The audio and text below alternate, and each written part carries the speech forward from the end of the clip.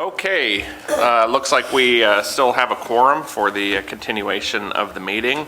We're going to now move on to item number 5, discussion and possible action to approve, modify, or reject the subcommittee on manufacturers' recommendations. Mr. Farrow, can we have a report, please? Yes, you can, Mr. Chairperson. I'd like to first start by thanking our committee. We met 2 times. I think it was February 13th and again on March 1st. Each of those meetings went beyond the time scheduled because of interest. We had an enormous amount of public comment and standing room only, and so I really thank the support of not just the committee members but the staff that were in the rooms with us to help us move along. The challenge was that a lot of the things that were discussed were statutory in nature and were not something that we could necessarily move a recommendation on without legislative change. So what we did is we boiled down to really 3 main items, and I'm going to make a recommendation bundling them. I don't think we will have near the controversy that we had with fees and regulations in the last session, so hopefully we can agree to move this as one. Item number 1, recommendation number 1, is illustrative guide. Recommendation number 2 dealt with clarifying packaging requirements. Recommendation number 3 dealt with child-resistant packaging, and item number 4 dealt with, recommendation number 4 dealt with dosage limits, and that was increasing dosage limits for non-edible cannabis medical products and adult use products. So let me give you a little background on each of those. The committee voted 3-0 with 1 abstention in support of making a recommendation that with the permanent regs that there's a creative illustration guide for packaging and labeling, broken down by the components of packaging and labeling.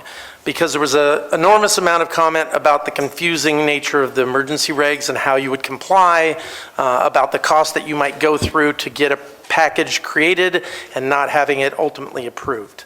So that was recommendation number 1. On recommendation number 2, clarification of packaging, the recommendation was to provide clarification on the concepts of primary packaging, secondary packaging, and child-resistant packaging with respect to primary and secondary, and labeling as well. So again, it boils down to needing greater clarification so that way the operators, whether they be the retailer, the manufacturer, or the cultivator or labs, make sure they know how to comply properly and that they don't end up with excess materials that they're not able to have approved for use. Item number 3 was child-resistant packaging, was clarify how and when child-resistant packaging should be used. There was a tremendous amount of conversation about, you know, when a package leaves the premise of the operator, how do they ensure that children don't get it? And so there was some question on cartridges that may be in protective packaging, but once removed from packaging, it's virtually impossible to put them in a situation where they are child resistant. So there was some question on that, and so there was a recommendation that we get clarification from the agency, the Bureau, on the permanent regs, so that way people could comply. And then the last item, item number 4, dealing with dosage limits. There was a recommendation that to increase the limitation of dosages that can be purchased from 2,000 milligrams to 4,000 milligrams for any non-edible cannabis, medical cannabis product that is not restricted by statute, and raising the dosage limit for sale from 1,000 milligrams to 2,000 milligrams for non-edible adult use products. And the discussion around that had to do with we deal with environmental issues all the time, and yet we were creating a situation where there was a lot more potential for packaging. People would be buying these smaller packaged goods, would have to come back more frequently, and so there was some discussion.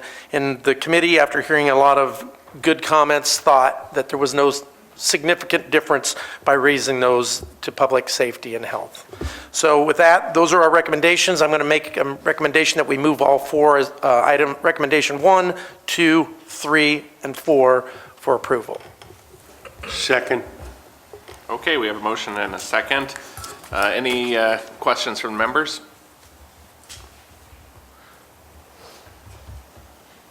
Oh, yes, sir. Mr. Cermak. I'm curious what the typical purchase is for particularly the adult use. Do we have any sense of the dosage that is typically purchased? I don't, I'm not an operator. Maybe one of the other members of the committee could better answer that. I'll touch on that. On the recommendations to increase the dosage, one of the thought process was the inactive ingredients and topicals are more dangerous than the actual active ingredients of cannabis oil in the product. And by limiting the dosage on it, you're not increasing public safety, consumer safety, because it's just not a consumable product. This is on the topicals, your lotions, your creams, and similar stuff. But non-edible must mean inhalable or smokable somehow too, right?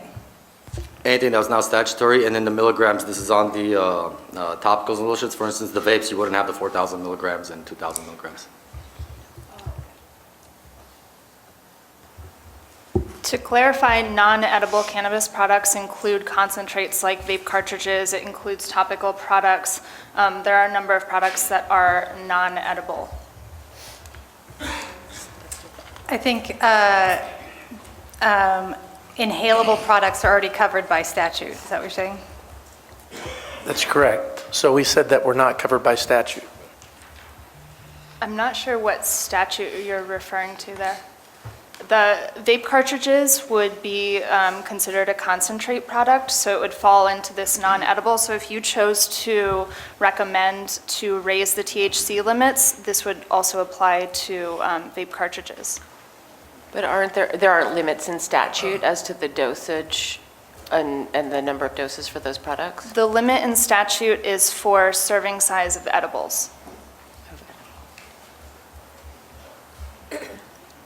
So in that case, I'm not really familiar with dosing for vape cartridges, but I don't think it's anywhere near 4,000 milligrams. I mean, is this referring to like a big package or No, the one? average vape pen, to clarify, the average vape pen, the average vape cartridge is either a 1 gram, half gram, and you don't really see full grams, not much.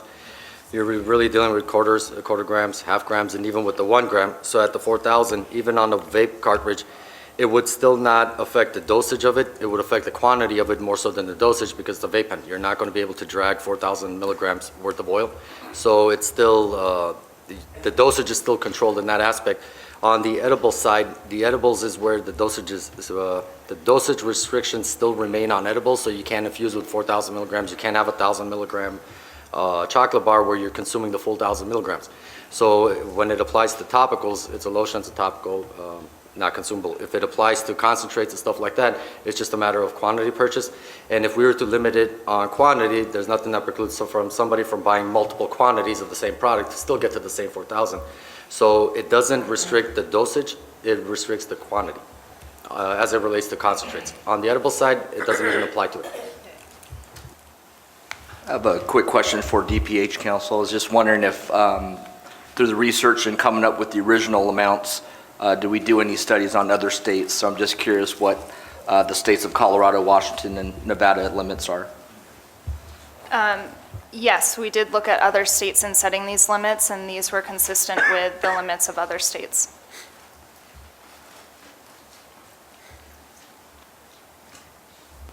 To put something out there on the restrictions compared to other states, most states don't have a restriction on the medical side of it. They have it on the adult use.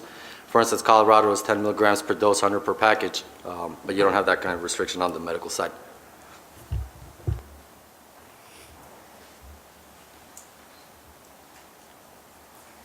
Any others? Just to clarify, this recommendation is for medical and adult use. It would take the non-edible medical to 4,000 from 2,000. It would take the non-edible adult use from 1,000 to 2,000. Mr. Chair, Yes, sir. Member Nikita, this is just I mean, this is not just semantics, but just so I'm clear, this is actually not dosage limitations at all, right? This is the amount you can have in a package, even though we've described it as dosage, we're really talking about the total amount you can have in a package, not how much a dose is. Yes and no, not necessarily. The reason we refer to it as dosage is because if we refer to it on the quantity side, the dosage on the edible side would also be increased. Here, the edibles, if you were to buy chocolate, you still have the same statutory requirements of 10 and 100 per package. But because that, when applied to topicals and I guess now concentrates and vapes, would not be appropriate because then you're limiting the quantity of it. And for a topical manufacturer, when you're putting it into lotions, if you're putting it into tinctures and stuff like that, the 1,000 milligrams on the adult use side does become limiting because now you also have to apply it to the volume of content that's in the overall lotion that you would purchase. So now you're actually, to be able to maintain the same dosage on the topicals, you would actually end up having to reduce the amount to have a higher concentration of it because it's limiting it at 1,000. This way, by raising it to 2,000 and 4,000 respectively, you're able to increase your package size so somebody doesn't have to buy 2-3 units of the same product to get the same quantity of it. So it is quantity, it is dosage, it depends on what you apply to. Because the initial intent of the dosage restrictions were to prevent overconsumption of edibles and stuff like that, that's primarily why there was a dosage restriction that was implemented by statute. And by default, the vapes, the concentrates, and the topicals kind of got lumped in together, even though those don't have the same dosage application, if you will. Is there any existing dosage limit for non-edible products in regulation? Yes, it's 1,000 to 2,000. So can I provide some clarification on that?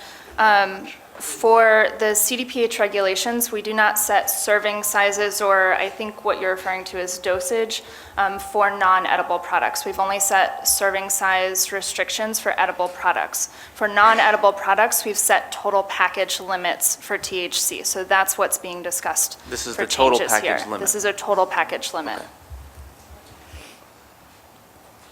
Non-edible chocolates and stuff. Yes, Dr. Cermak. Is there any limit now when someone comes in and purchases for adult use, non-edible, is there any limit in terms of the total amount of milligrams that they can walk out with? I'll take that because that is, will harken us back to the regulations for the Bureau on retailers. The Bureau set daily limits on how much in a day a retailer can sell to a consumer. For a medical sale, it's consistent with the requirements under the Health and Safety Code. And the same thing for the adult use, it's consistent with the requirements in the Health and Safety Code which govern possession. And what is that amount? It depends on what you're buying. So let me see if I can, I don't know them off the top of my head, but I could probably pull them up. I believe it's 28.5 grams I think of so. flour and 8 grams of concentrate. That sounds right, yes.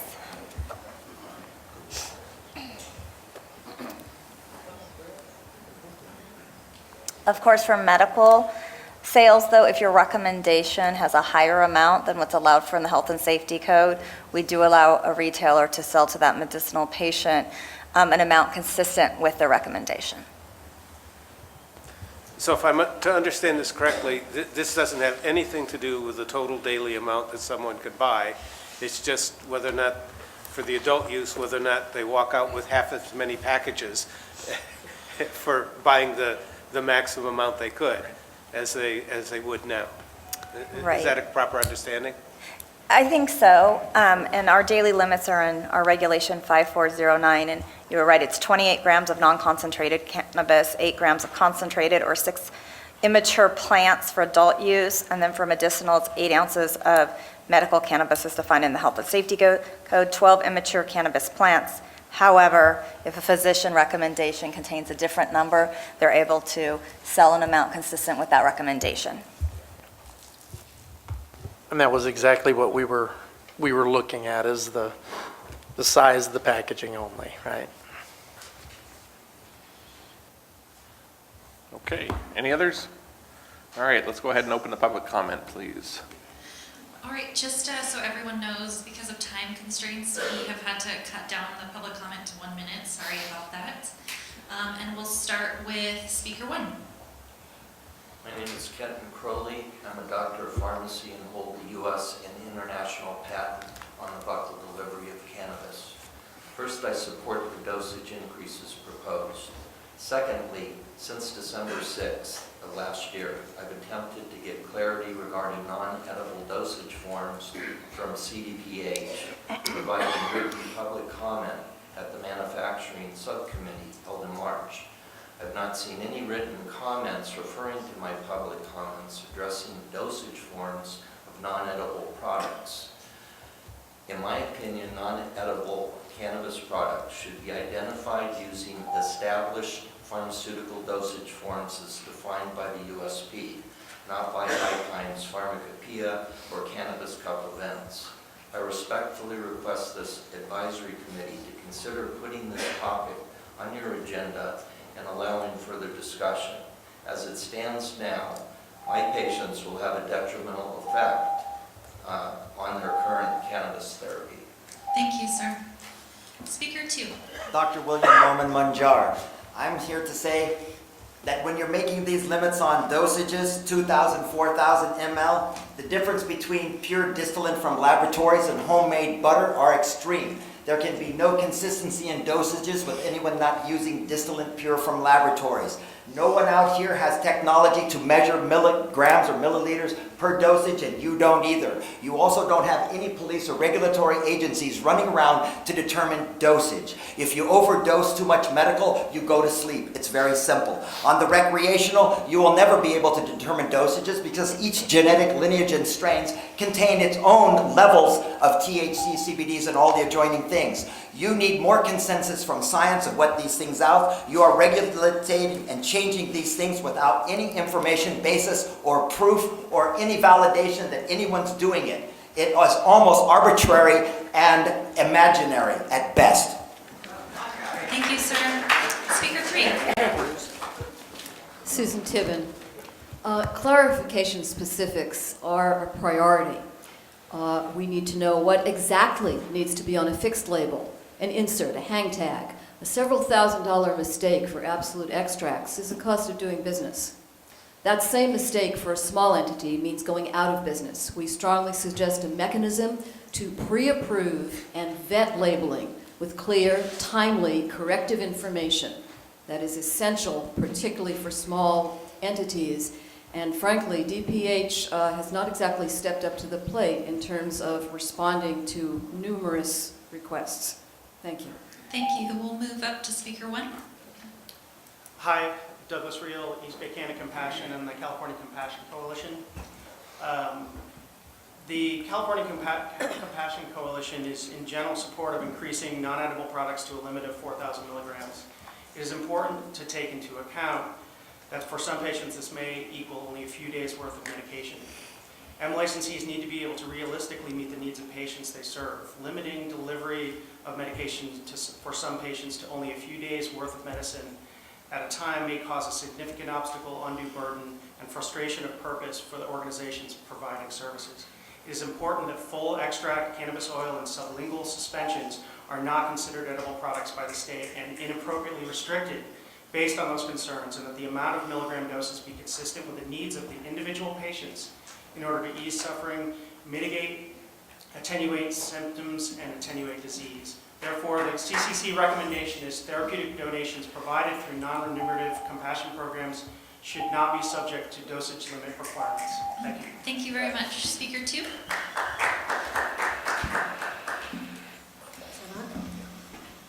Lynn Silver, the Public Health Institute. I'm a pediatrician and professor of epidemiology at UCSF, clinical professor.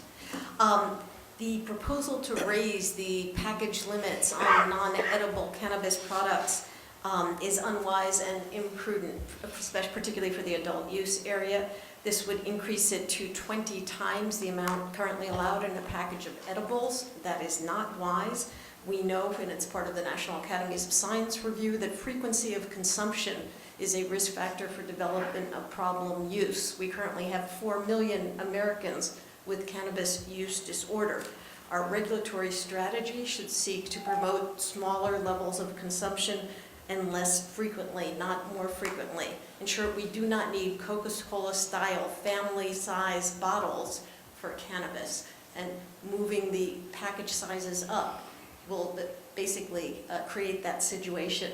We already have an excessive 8-gram limit on daily dispensing, and this would just make it more likely for the consumer to buy a larger amount. Thank you. Thank you. Speaker 3. Yeah, I would like to keep regulatory creep from going on, particularly when it comes to nursery products such as seeds and plants. To require seeds to have childproof packaging when there's no cannabinoids in the seed or the plant. Just wanted to make that point. Thank you. Thank you. Speaker 1. Yeah, my name is Mike Clemens. I'm from Guild Extracts. We're a Type 7 manufacturer over here in Oakland.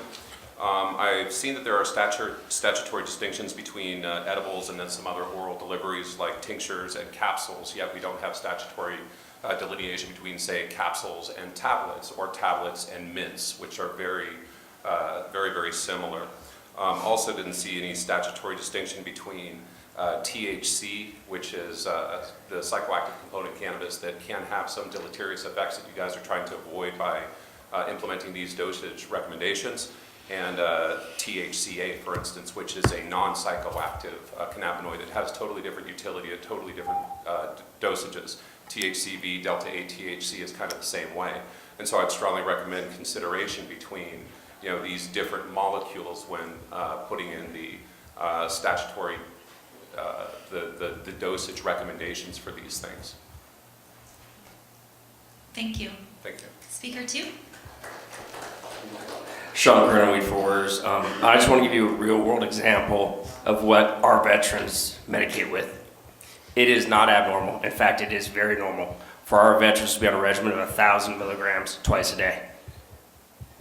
So when we're talking about the amount of capsules we need to deliver them under a 200 milligram limit, it becomes the edible market in California for the medical is really pragmatically ineffective for us. Thank you. Thank you. Speaker 3. Ross Gordon, California Growers Association. We support recommendations 1 through 3. Definitely one of the most common questions that we get from members is clarification on packaging and labeling requirements, especially when it comes to issues like being attracted to children and child-resistant packaging. There's a lack of clarity on what those things mean and how to make sure that people are following the rules. And that becomes very important because this packaging is incredibly expensive in a lot of instances. It can be, well over $1 to $2 per package, like per product. And so as a result, if you're a small business with, not very much money to invest into that, and you make a mistake and your packaging is not compliant, that can be a major setback. So any type of clarification that DPH is able to provide would be greatly appreciated. Thank you. Speaker 1. Paul Hansberry. We've been making specialty concentrates for seriously ill patients for over 10 years. The concentration would be, we have things tested up to 5 times for our products. The concentrations on the Simpson oil, for instance, would be something around the lines of 750 milligrams per gram. We intentionally put it in 5-gram dispensing syringes because it's a regimen. It's something that they go through. It's not something they're going to inject and swallow all at once. So that they could do this, so that it doesn't end up as, because we are small, we want this to make sure that it goes to the people that need it for the regimen. And so increasing it to a 5 milligrams syringe, which is what we're typically doing it, we'd have to cut it in half and they would have to buy 2. So for the packaging, please, I fully support all of the measures. Thank you. Thank you. Speaker 2. Hi, I would like to speak in support of what the doctor recommended to stick with existing standards set by the USP Pharmacopoeia on what should be defined as non-edible product in medicine. This should include pills and capsules as they're used medicinally, and to leave behind the patients that this program was initially started for in the 90s who so desperately needed medicine, who we've shown in numerous studies, there's 95,000 published studies, peer-reviewed studies that show that this is good medicine, it fights cancer, causes apoptosis in cells, and if you have a consistent quantity in your body, you cannot form cancer. This requires higher dosages than are in the edible products right now, and even higher than the recommendation is for these. 4,000 milligrams, or 4 grams is just enough for a few days. The Rick Simpson oil treatment for cancer is 60 grams. Thank you. Speaker 3.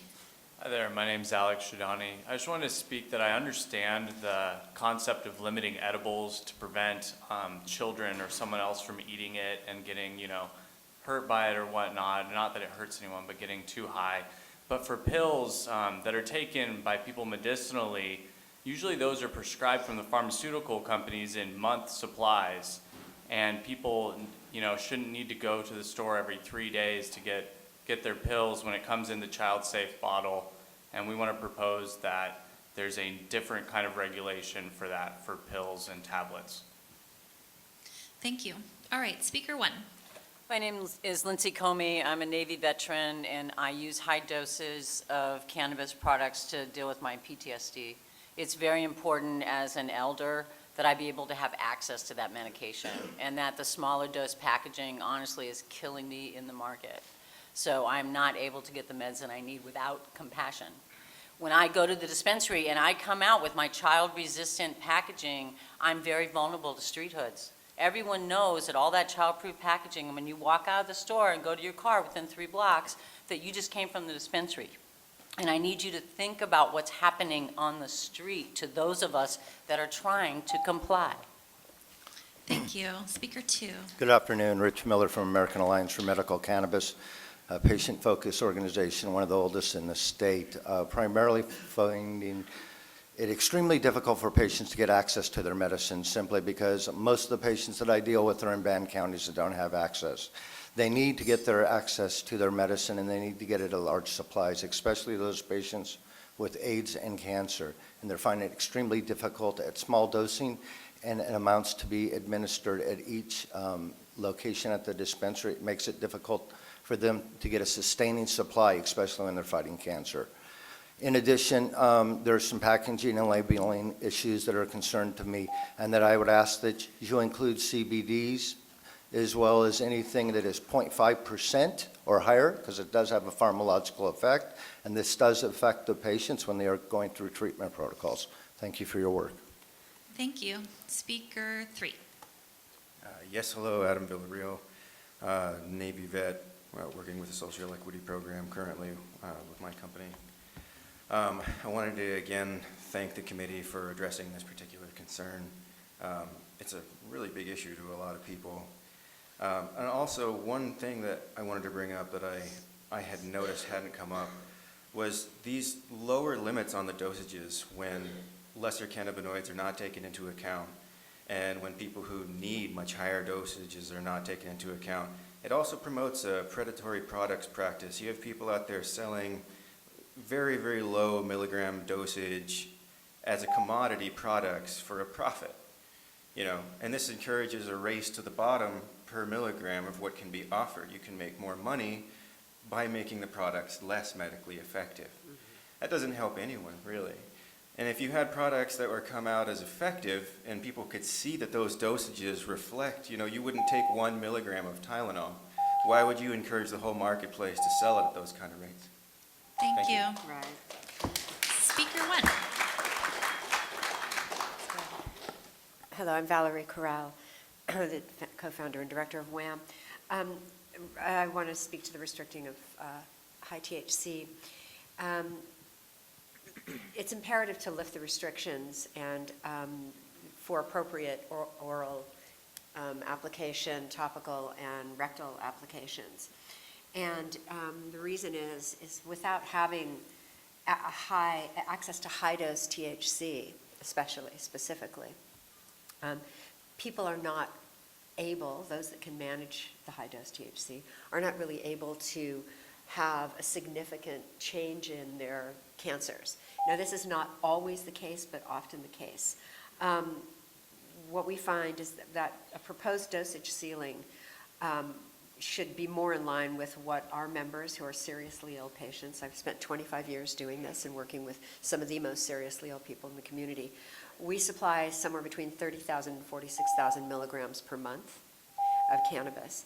And it allows us to produce a good practice of high-dose cannabis. Thank you. Thanks. Okay, I'll be back then.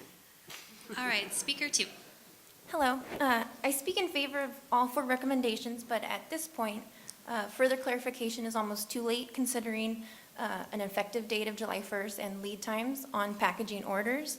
I also ask that we look at packaging laws of Colorado that require only tamper-evident packaging for flower products, not child-resistant, especially not lifetime CR packaging. And it's not that we're not in favor of the safety for consumers, but the reality of some products being placed back inside of the primary package after consumption is unlikely and therefore deems the child-resistant packaging useless and more so just a detriment to the environment. Thank you. Thank you. Chair, on that concludes public comment. Okay, we have a motion and a second on the table. Any further comments? Oh, yes. Was that me? Yes. Go Okay, ahead. thank you. I have trouble with the fundamental flaw that's in number 4.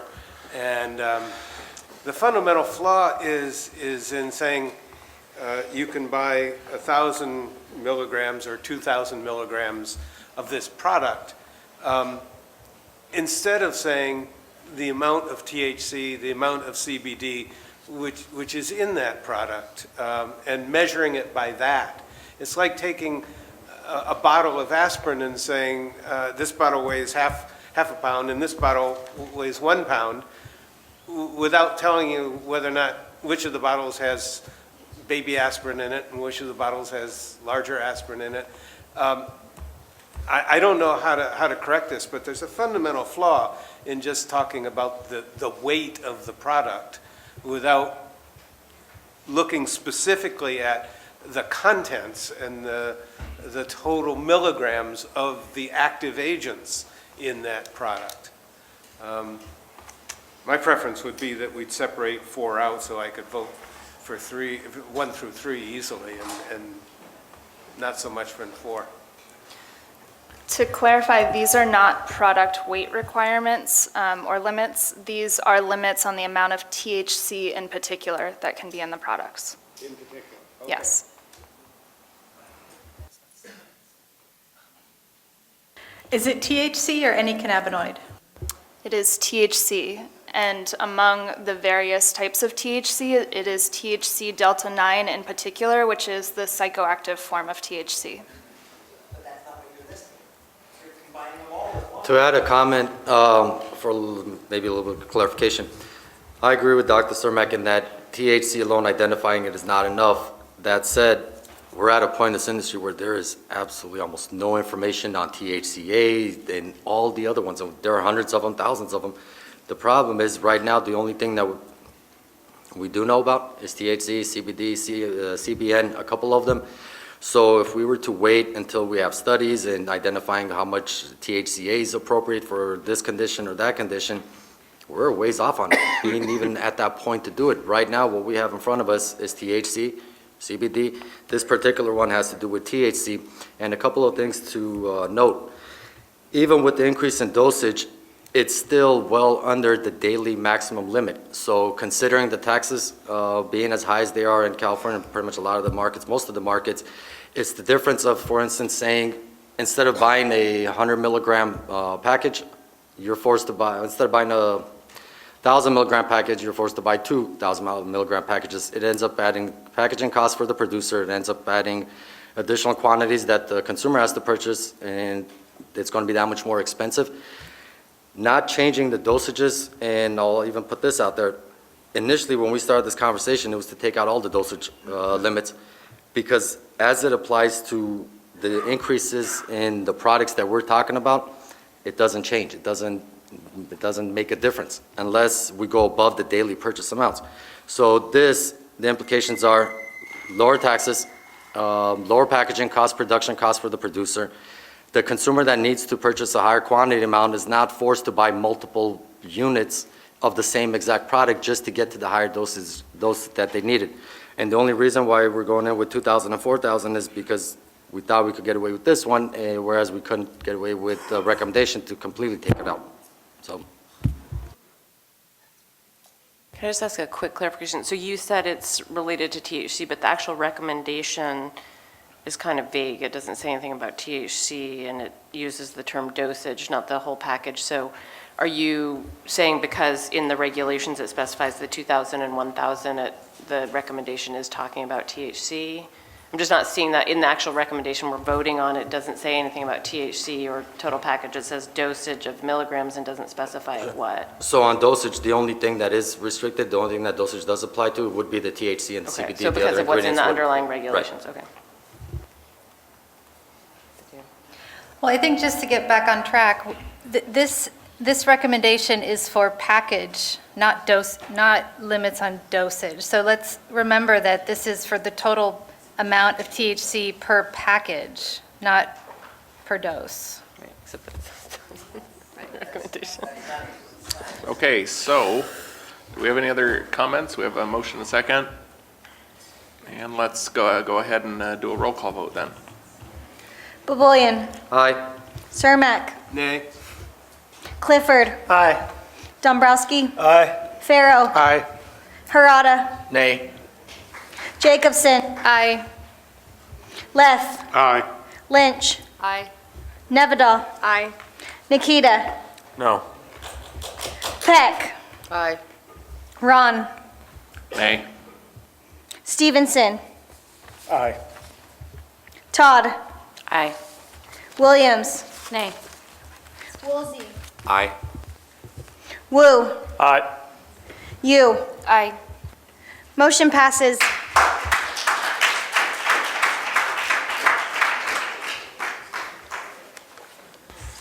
Okay, moving on, we are looking at recommendations, regulatory changes regarding micro-business. Can we have a report, please? Yes, please. Kristen Nevedal, serving on the microbusiness subcommittee. We have two recommendations, 1 and 2, that are apparently not statutory changes, so I think we should probably just start with those. Recommendation number 1 is in regards to security requirements. Security requirements for microbusinesses should be determined by the local jurisdiction, and the regulations should not be unduly burdensome to small businesses and microbusinesses. Staff comments regarding this suggestion from the subcommittee read as follows. Recognizing that security issues may differ between urban and rural settings, this recommendation suggests that security issues be determined at the local level. Section 26070 of the Business and Professions Code requires licensed retailers and microbusinesses to implement security measures reasonably designed to prevent unauthorized entrance into areas containing cannabis or cannabis products, and theft of cannabis or cannabis products from the premise. Prior to the passage of MALCRSA, the cultivation, manufacturing, distribution, and retail of cannabis and cannabis goods had no restrictions, safety requirements, security safeguards, or generalized standards. Sections 5042 and 5047, through 5047, my apologies, of the Bureau's regulations are intended to ensure that all licensees operate within the same rules. Each licensee must satisfy a minimum security requirement to prevent unauthorized access, prevent theft, and ensure public safety. Nothing prohibits licensees or local jurisdictions from opting to or requiring additional security requirements. So just to provide a little bit of background on this comment, currently, when we were having conversations in the microbusiness subcommittee, we received a lot of comment from stakeholders about challenges around the microbusiness and the layering of security requirements, especially in rural settings. Cultivation is, the security is regulated by the local jurisdiction, so arguably if you can cultivate and follow the security requirements that your local jurisdiction puts in place, and you're already storing, say, cultivated material there, and then one of your other activities is to act as a distributor and then potentially have some retail sales that happen either on-site or off-site, all of those additional security requirements tend to definitely pose significant challenges for the more rural participants in the micro business. And a lot of these activities, we were hearing from stakeholders, were planning on, or the intention was to have these activities occur on homesteads, which definitely, again, had a more rural setting. A lot of folks expressed interest in wanting to cultivate, do some light manufacturing to have value-added goods, and then to transport or distribute those products off of their site. The details around the distribution component means adding security alarms and cameras in a lot of these settings. So the goal was to try to address this so that it could be more suitable for rural areas and smaller businesses. Recommendation number 2 really has a lot to do with the license tiers for micro businesses and incentives for compassionate use and rural operators, and a fee schedule cap. The recommendation specifically reads that in an effort to create an on-ramp to legalization, there should be a clarification of micro business that includes tiers based on gross receipts and numbers of employees. The fee schedule should be redefined to include a ceiling that delineates when the business is no longer considered a micro business. Incentives should be provided based on equity for compassionate use and rural operations. Staff comments regarding this recommendation include that this recommendation seeks to create an on-ramp to legalization by having the Bureau re-examine the fee schedule as mentioned in the recommendation. The recommendation also seeks to clear a ceiling of when businesses would no longer be considered a micro business, hence having to, say, apply for individual licenses as opposed to kind of folding them together under the micro business umbrella. And then additionally, the licensing fees established by the Bureau are based on a study completed by the University of California Agricultural Issues Center, and are intended to satisfy Section 26180 of the Business and Professions Code by being scaled dependent on the size of the business. In addition, consistent with Section 26180 of the Business and Professions Code, the fees have been set at an amount that is intended to fairly and proportionately generate sufficient revenue to cover the costs of administering the licenses through the Bureau. So basically, they're direct and indirect operating expenses. The current fee structure does not place a monetary cap on what is considered a micro business because one was not identified in Section 26070 of the Business and Profession Code. My initial recommendation would be that that I make a motion to approve recommendations 1 and 2 from the Micro Business Subcommittee. Okay, thank you. Let's go ahead with questions or comments. I'll second Oh, that. wait This a is second. Sorry. Clifford. Any, yes, sir?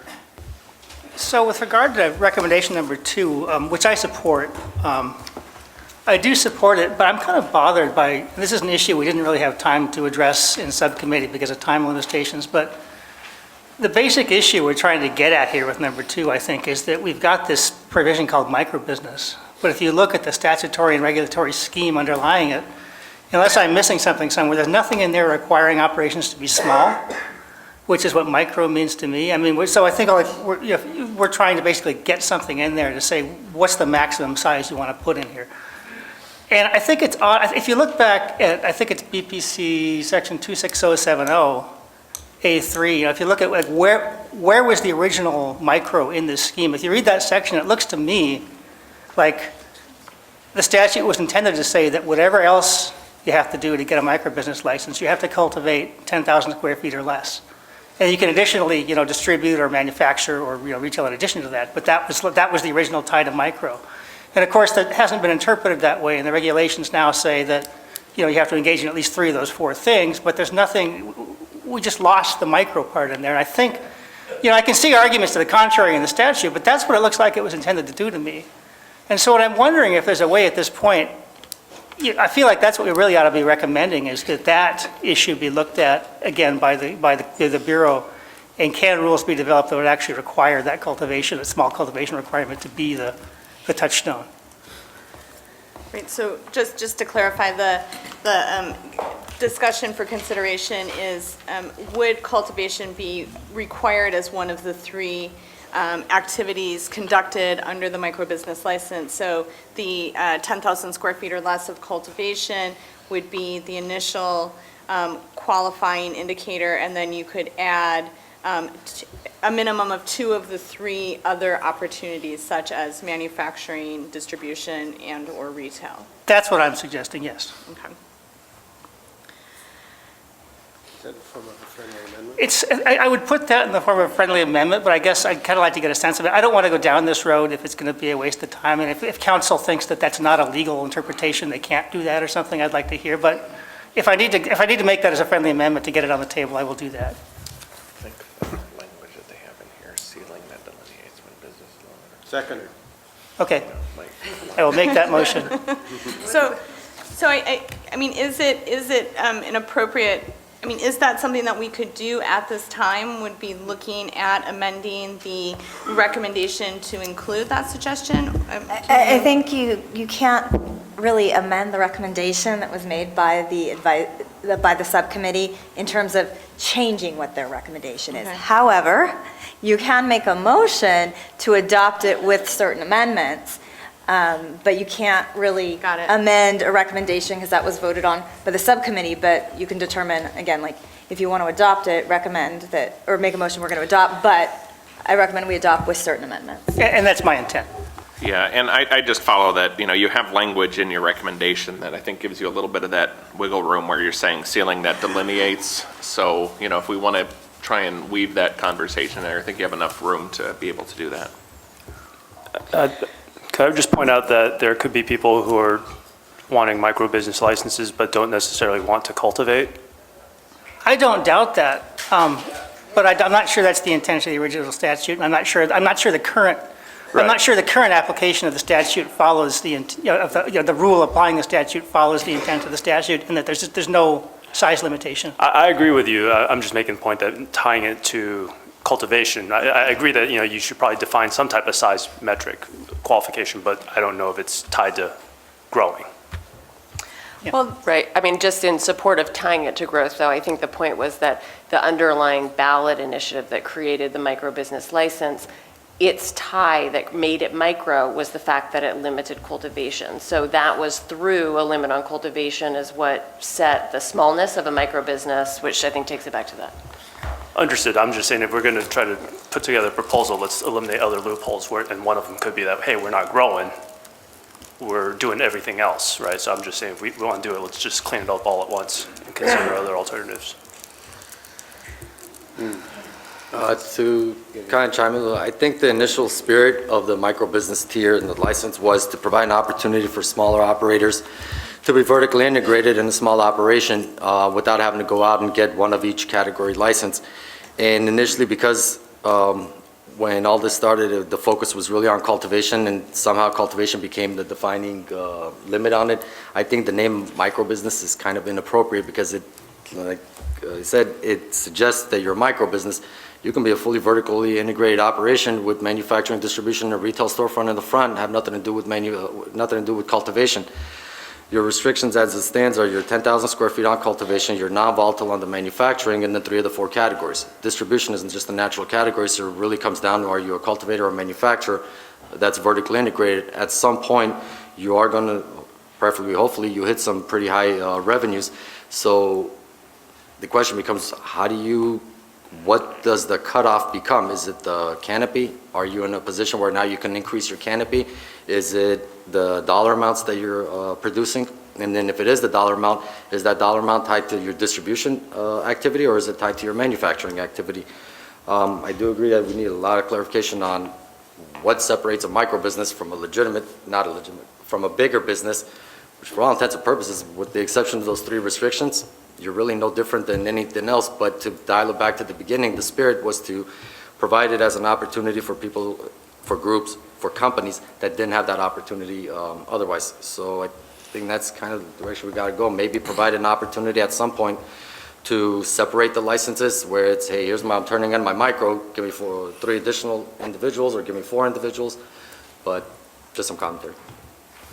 By tying it into the limited growing being a necessary part of it, we're actually giving an advantage to the small grower to be having a micro business.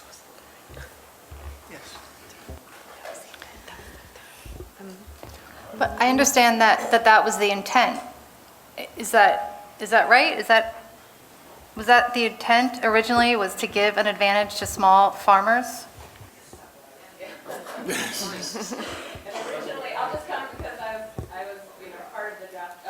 I was part of the drafting of the micro business concept. It was tied to cultivation. The intent was to give small growers an advantage by allowing them to be vertically integrated, and that the business, what they were manufacturing and selling, was what they grew. So it was their own cultivation. And just one more point before we go to public comment, well, for me at least at this point. As it's currently written, you could potentially not cultivate under the current regulations, and then there's basically an unlimited ceiling as to how you integrate as, or vertically integrate as a manufacturer. So there's really, the way it's written today, there's nothing keeping any of these entities in a micro or small realm. It's just another category of tiered licensing that happens to be combined. This was a pretty substantial concern we heard repeatedly from stakeholders, that the micro business had lost that essence of ability to provide a clear pathway to support the small cultivator that wanted to make value-added products and bring those to market with some reduced regulatory pieces as well as regulatory expense. And this is Jeff. And our support for the micro business was, though it was, I wouldn't say an advantage, but it would allow them to remain competitive. It was also, a lot of folks had already invested in that, being able to distribute their own products and things like that. So it was more about being competitive and not by being advantaged, and that allowed, small businesses to still compete in this growing market, so. So just to clarify, the amendment is in the spirit of the original micro-business idea, but you would like language to be added that somehow caps the size of the business.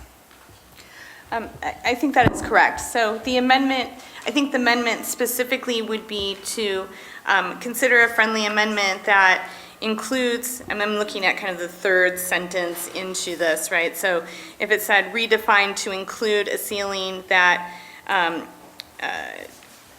requires that cultivation be one of the components to qualify for a micro business, and delineates when the business is no longer considered a micro business. But I think we're mixing issues there, right? I mean, one is getting at this issue through the fee structure and putting a cap on it there, but the other is something different, right? It would be saying that it's a required element of a micro business license that you have to cultivate 10,000 square feet or less. I feel like that should just be clear in the motion. I think Correct. both avenues should be open. I'm not sure the fee, looking at the statute authorizing the calculation of fees, I'm not sure that's a great fit, so I just want to make sure that both those rationales are in there. I do believe that we could word it so that both of those are in there. Okay. Regarding the fees, I think one of the considerations with the fees is if we look back on the original intention, that it would be tied to or triggered by, like, one of the main components of the micro business would be the 10,000 square feet of cultivation or less. The other thing that is not clear in the regulations, at least to me at this point, is as a micro business cultivating 10,000 square feet or less of cannabis product, must I utilize all of my own cultivated plant material, or may I obtain cultivated plant material from outside of the micro business entity itself.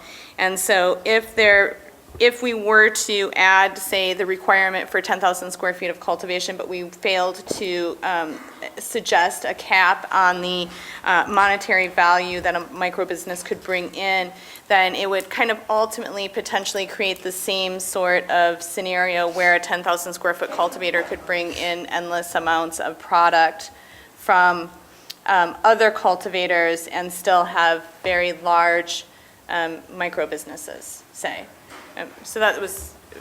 And I think I just want to remind you, you do need to kind of stay, though, within the concepts of the original recommendation based on how it was agendized. So we'll need to keep that in mind if you're going too far beyond what Yep. you're ceiling, what something being a ceiling versus we're going to change all the activity requirements. Correct. Thank you. Okay. All right, seeing nothing else, let's move to public comment, please. All right, so this, just to clarify, we're taking public comment on recommendation 1 and 2 under microbusiness. So speaker 1. Dr. William Norman Munjar here. First off, I find it unusual that you have everything here about how you're going to recover cost of implementation of these, but you have no cost of enforcement. You have no agency to enforce any of these regulations. You have no testing police going out to get these things and bring them in and see who's in compliance. You have a tax ratio listed on medical and recreational that are variable. Absolute room for corruption, because what end user is not going to tell you at some point, in order to adjust costs to survive, is going to tell you this one was medical and that one's recreational? Who's the medical recreational tax police and the recreational who are monitoring these facilities? You have none in place. You have combined the cannabis event organizer license into a micro business. I simply am going to be an event planner. I do not want to be tied to cultivation, nor have any requirement that I need to grow weed in order to be a micro business. That must be separated, please, so that the event organizer is in its own separate category. Thank Also, you. Oh, that's it, thank you. Yeah, thank you. Okay, speaker 2. Yeah, it's vital that local governments be able to control the security issues. In Mendocino County, we went through this greatly of the concept of distributor, lots of vehicles. Well, it's a micro business, one vehicle. It's very important for that. Also, it boils down to building and planning. I mean, having to put a fire outlet in. We're just adding cost on these micro businesses. And as Commissioner Nevedal brought up, if they could bring in other product, that would help other people who might not qualify for their properties to have the micro business. Thank you. Speaker 3. Hi, Paul Hansberry. I think that you hit the nail right on the head. We've been duped. There is no micro business. There's unlimited manufacturing distribution. When there's manufacturing involved, you refer to the Department of Public Health and their security measures. If it's, I called them to find out what they would be considered for a home business, for a micro business. They said you got to talk to the Bureau because that's their baby. So I think that the security and letting the local jurisdiction, San Diego, might as well be a different planet than Mendocino County. And so the local jurisdiction would have a better feel for the constituents and what's appropriate. As far as they said the last sentence, that the current fee structure does not place a monetary cap on it is considered a micro business because one was not identified. I thought that was the Bureau's job, was to identify it. Thank you very much. Thank you. Speaker 1. Susan Tibbin. This is referenced from microbiz.org, 2017. A microbusiness is a firm with 5 or fewer employees, started for $50,000 or less initial capital, and may not have access to traditional commercial loans. They are thousands of us who really feel thrown under the bus. We thought micro meant small. That's what the Oxford English Dictionary says. Thank you for casting some light on this issue, and we appeal to you to please help make this right. This is our only chance. Thank you. Thank you. Speaker 2. Heather, I'd like to walk you through a scenario so I can make a suggested addition to this. And that's if I have a micro business license, we have a 4,000 square foot grow, a 4,000 square foot room for distribution, and a another room for manufacturing, and then we're all operating under the micro-business license, and one of our areas breaks this, goes above this ceiling. We want to make an amendment that we do not have to change the entire layout of our building and the premises, that we, pay whatever the additional fees are for the more expensive license, but we don't have to redesign our building around different premises that we were already operating under as a micro-business. Thank you. Speaker 3? Bill Cook, I'm former Water Quality Program Director for San Mateo County Farm Bureau. I think there's some unintended consequences and kind of some catch-22s going on with the microbusiness. Clearly, to me, it was intended to allow small growers to be able to be vertically integrated. Zoning regulations don't really allow that. If you're a agriculturally zoned property, you're not allowed to manufacture. You're not allowed to have retail sales except for perhaps in your seasonal farm stand, which brings us into later, I think number 3 or number 4, we'll be talking about that. I keep trying to figure out how do we find a path for a small grower to be able to be the small mom and pop place that somebody come and visit and buy their muffins and have kind of what we envisioned this to be. Thank you. Thank you. Speaker 1? Hello, Zach Michelson. I run a licensed cannabis company in Emeryville. We have our temporary adult and medicinal microbusiness license, and we're vertically integrated. And we do distribution, manufacturing, and non-storefront retail delivery. So for us, making it a requirement to cultivate would be a huge derailment of our operation, and would derail the complete design of our building. So, and I'm sure I'm not the only one. So I think it's good and cool that you guys want to create a low barrier to entry for cultivators, and you can do that, but you don't need to require a micro business to cultivate to do that. You can create a low barrier to entry for small businesses that want to vertically integrate. You can provide that opportunity to cultivators. You can provide it to people who don't want to cultivate as it stands now. So you've already selected a metric for evaluating your annual fees using gross sales. I suggest you do the same with microbusiness. Thank you. Speaker 2? Jude Tillman, Mendocino Cannabis Industry Association. I run a licensed adult use and medical facility. It's a wellness center, and we are pioneering the bringing together of healthcare providers, patients, and the best craft cannabis breeders and medicine makers in the world in the Emerald Triangle in creating new medicines. Microbusiness in Mendocino County has been looked at by the county Board of Supervisors as being either 2 accessory uses to a principal use of cultivation, or 2 accessory uses to the principal activity of retail. If you mandate that we do cultivation, it's going to mess up our whole business plan that we've been working on, which is bringing in these really amazing, getting lost in the shuffle medicine makers from the hills of Mendocino who want to create these new medicines for specific patient ailments. And also, we don't need any security guards. We don't need those in our dispensaries. Thank you. Speaker 3. Are we at Speaker 3? Yeah. Yep. Okay, sorry. Hi, Doug Reel, East Bay Canna Compassion and the California Compassion Coalition. We certainly support a ceiling for microbusiness, but there also needs to be a discussion about a floor in the tiers. Any fee for compassion programs, which work on 100% donation models and often 100% volunteer participation, would provide a serious disruption for programs that are serving veterans, catastrophically and terminally ill children and adults, and low-income populations.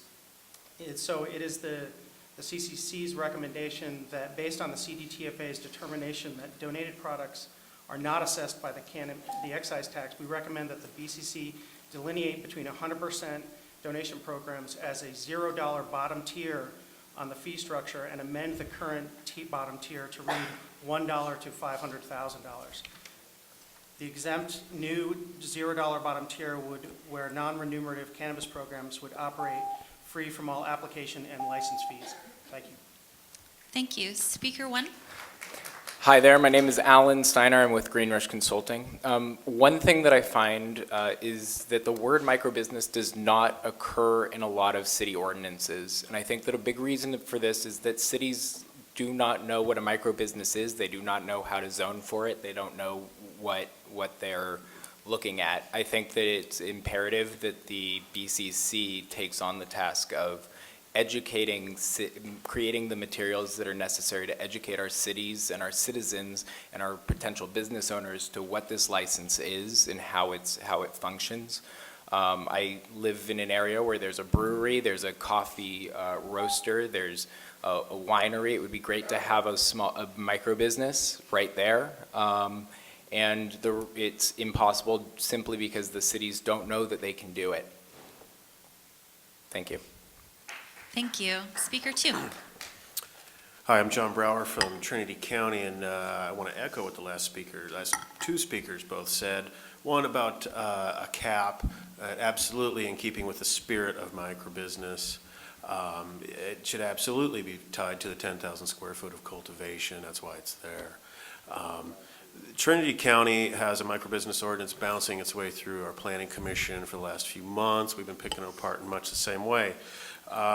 The necessity for rural folks that don't have the connectivity of urban folks to have to abide by these same security measures, it just doesn't work for Trinity County and many places in the Emerald Triangle.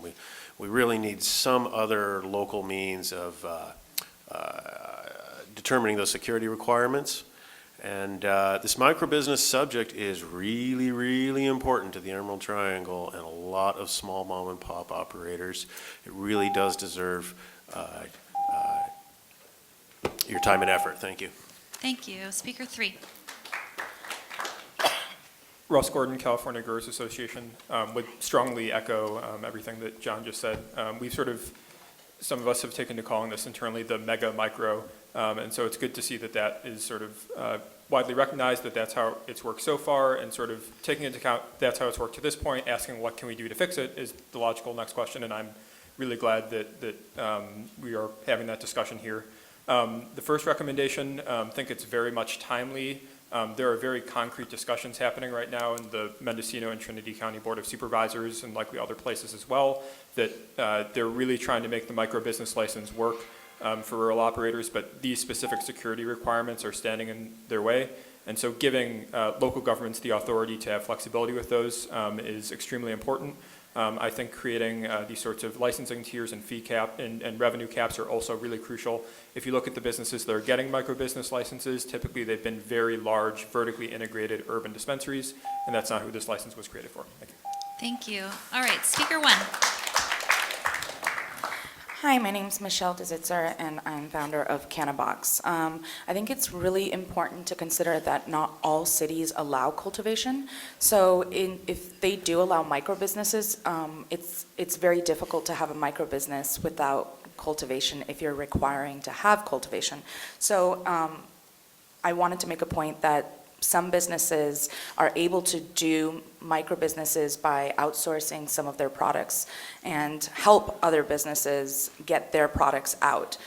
For example, we help smaller businesses be able to have their products be featured and have people learn about what they do and consumers be able to learn. So another point, we want to help small farms be able to get licenses as well. So one of the problems small farms have is contiguous.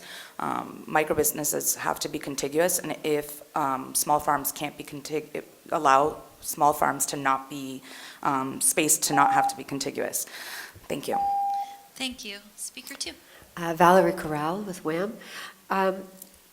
In 1993, when we first began WHAM, we began by doing everything.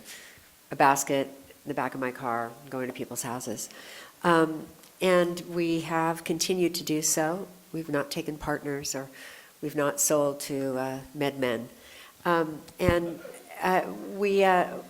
The reason that we are able to serve people is because we have experience with them. We're able to help them support their own wellness and their own program. This is not common, but in 2017, we were able to provide 2,300 $236,851 in giveaway. That was free medicine to our members. And actually, I thought it was more, and in the last few months, we've gotten some donations since we've been closed, and so it made up for that. By not allowing we need to be able to have donated goods not taxed. It's an imperative. The reason that we're doing so well is because people help us and they give to us. And if they can't do that, I mean, now we're serving 1,000 people. Those are not people who would be served. They would not. All right. I know, I'm sorry. Thank And you. the more companies that start, the less people are being served. And that's Just the a truth. friendly reminder that we're I'm getting red, only I'm sorry. taking comment on recommendations 1 and 2 under microbusiness right now. Okay, where were we at? Speaker 3. Sorry. No, yeah, that's right. Go ahead. Okay, sorry. Dr. Silver, Public Health Institute. I apologize, I'm pretty deaf, so I might have missed something, literally. But I heard, so my question is a due process question. I heard Dr. Chermak make a motion to separate recommendation number 4 from the preceding 3 under manufacturing, and I did not hear that motion addressed. I think that you rushed through several recommendations and came out with a dangerous one. I would request, if that motion was not addressed, which I might be incorrect on, that you address it and, if possible, separate out the medical versus the adult use component. I apologize if I'm incorrect. Just for clarification, that was a friendly recommendation to the maker of the motion. But it was a recommendation to the person who made the motion, not a motion itself. Okay, Speaker 1. Thank you. Max Mangalos, speaking as a private citizen on this matter. Just wanted to give an observation about microbusinesses, the microbusiness license we're speaking about today. When you look at the regulations, when you look at types of commercial cannabis activity, each type of activity has to have a separate license premises. Through reading the regs, it will appear that the microbusiness is the only type of activity that does not require separate premises for each type of activity conducted by the microbusiness, which provides for a strong competitive advantage in as much as you would not need separate premises for the cultivation, manufacturing, distribution, retail, et cetera, under that license. That means you can do it all under one roof, and you would not need to go and have separate entrances, exits, separate common areas, separate security, et cetera, things like that you'd need for different licensed premises. So as an observation, there is a strong advantage to adopting a microbusiness license, and as mentioned previously, local zoning does not conducive to microbusiness in all circumstances. Thank you. Thank you. Speaker 2. My name is Ann Kelson. I'm a law and policy advisor to the California Compassion Coalition, and I wanted to speak specifically to the cultivation requirement as it relates to compassion programs.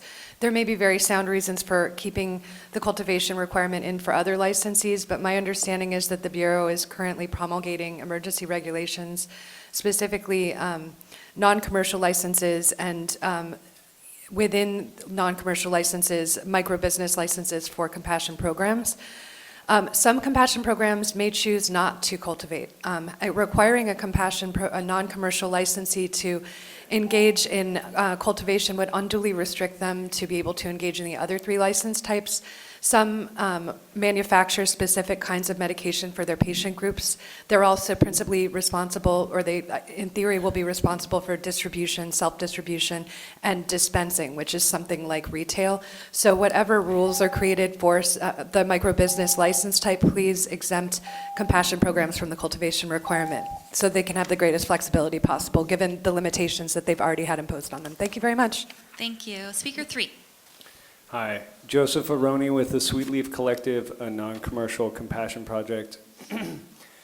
I definitely think it's important to have a distinction for non-commercial micro-business. For example, my project, we do go up to the Emerald Triangle and pick up donations and bring it down. Again, like Ann just mentioned, not requiring a cultivation requirement with the compassion microbusiness. It is important to keep costs down for us to not have to engage a separate commercial distribution company. Thank you. Thank you. Speaker 1. Hi, I'm Robert May from EcoMeds. We are a small farm in southern Humboldt County who currently holds a state license in cultivation, processing, and distribution. Thank you all for all the work you've done over the last several years. And in particular, thank you, Chairperson Nevedal, for the microbusiness, leading the microbusiness committee. I rise to speak in favor of these recommendations. I think it's vitally important that we default to a position that local jurisdictions know best when it comes time to define how these regulations are applied. The idea, the BCC comments, the idea that there's a standard set of requirements that applies across all businesses is, first of all, illogical, and second, that's actually not true. We can see that many licensees are required to have different requirements. So I would urge the committee to default to a position that the local jurisdiction defines security provisions, defines levels of activity, commercial activity, to define a microbusiness. Thank you very much. Thank you. Speaker 2. Yes, Bob Weiner, Humboldt Alchemy Group. I'm in full support of this micro-business recommendations, although it'll be a detriment to my own business. The heart and soul of the Emerald Triangle was built upon these small businesses, and they need every advantage they can get to move forward in this business where there is competition from deep pockets. So I appreciate it, and I would appreciate also if you would take the recommendations that the local jurisdictions determine the security and different other aspects of this recommendation. Thank you. Thank you. Speaker 1. David Fluhart. This is one of those decisions that's really hard for you guys because there's actually going to be an influence and something happen after it's done. I can mock you a lot of the time, but this one's really kind of important. I strongly suggest you leave it up to the local jurisdiction to figure that one out, and they'll figure out what's right and what's wrong. The sheriffs aren't dumb, and I'm from Kern County. He's a hard screw. Yeah, my hat's off to you guys. You guys are going to make a decision here. You know my position. I don't think it's going to work either way. I mean, the more you make it expensive, the black market will just thrive. And what I would say is I don't think these people behind me are the black market. These people are the good people, I would guess. Leave that to the sheriff. Think about it. It's a moving target. Let him figure it out, okay? It's a moving target. Thank you. Thank you very much. All right, Chair, that concludes public comment. Okay, do we have any other discussion among the members? Yeah. David Woolsey, I have a question and a concern. When it comes to the microbusiness, I think it's not a good idea to tie it to cultivation as a requirement as one of the 3 activities. If you tie it to cultivation of less than 10,000 feet, a savvy person is going to cultivate 1 sickly plant, and he now meets your requirement. If you put a minimum of 100 plants, he's going to cultivate, or she's going to cultivate 100 sickly plants and still meet the requirement. There are too many ways around it, and it hurts other businesses who don't have cultivation as a part of their work plan or as a part of their local jurisdiction's authority. Maybe they don't allow to grow, but they would allow the other businesses. So I can't support the recommendation number 2 with that. And then generally speaking, I'm not a fan of lowering security requirements, but I will acknowledge that security requirements might be different in different localities across the state. So I could probably support the first recommendation. So I'd ask that the 2 be split so that I could vote yes on one and no on the other. But I can't do that as the motion is, as is. I'm confused. I don't think cultivation is part of number 2. We have not made a friendly amendment at this point to specifically add the cultivation requirement to number 2. Actually, we did. Well, I made the motion, and I did not make the friendly amendment. It was suggested, and we discussed it, but the amendment has not officially been made at this point. And because we are, it looks like, going to have more conversation around these 2 topics, I would definitely go ahead and make a friendly motion amendment to split item 1 from item 2. And I'll second that, yeah. Okay, thank you. So then let's, since we're now splitting these, let's go ahead and talk about recommendation number 1, stick with security requirements to begin with. Mr. Chair, Yes. Member Nikita here. On the, excuse me, recommendation number 1 on staff comments, it says business, section 26070 of the BPC requires licensed retailers and micro businesses to implement security measures reasonably designed to prevent unauthorized entrance, et cetera, et cetera.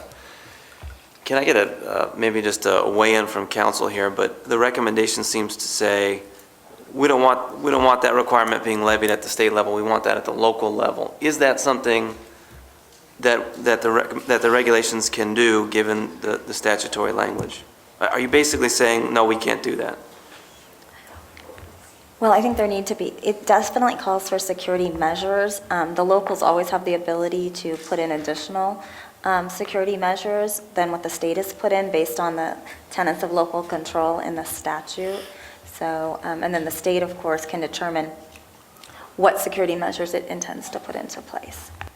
In terms of expectations from the people who testified and from the committee members here, if we vote this forward, you're not going to see a wiping out of security measures in the state regs because the statute requires them to be there. There are some requirements that we do address security measures, which ones would, if this recommendation went forward and it were to analyze which ones, if any would change or which ones would stay or go, is not something I can speak to at this point. So just to clarify the sections that we're referencing, sections 5042 through 5047 are security requirements listed by the BCC for retail, and they include simply, and I'm not going to go into the broad details of them, but they include access to limited access areas, licensee employee badge requirement, video surveillance, security personnel on site, locks, and alarm systems. And I would think that the two primary ones that we heard concern about was, well, actually 3.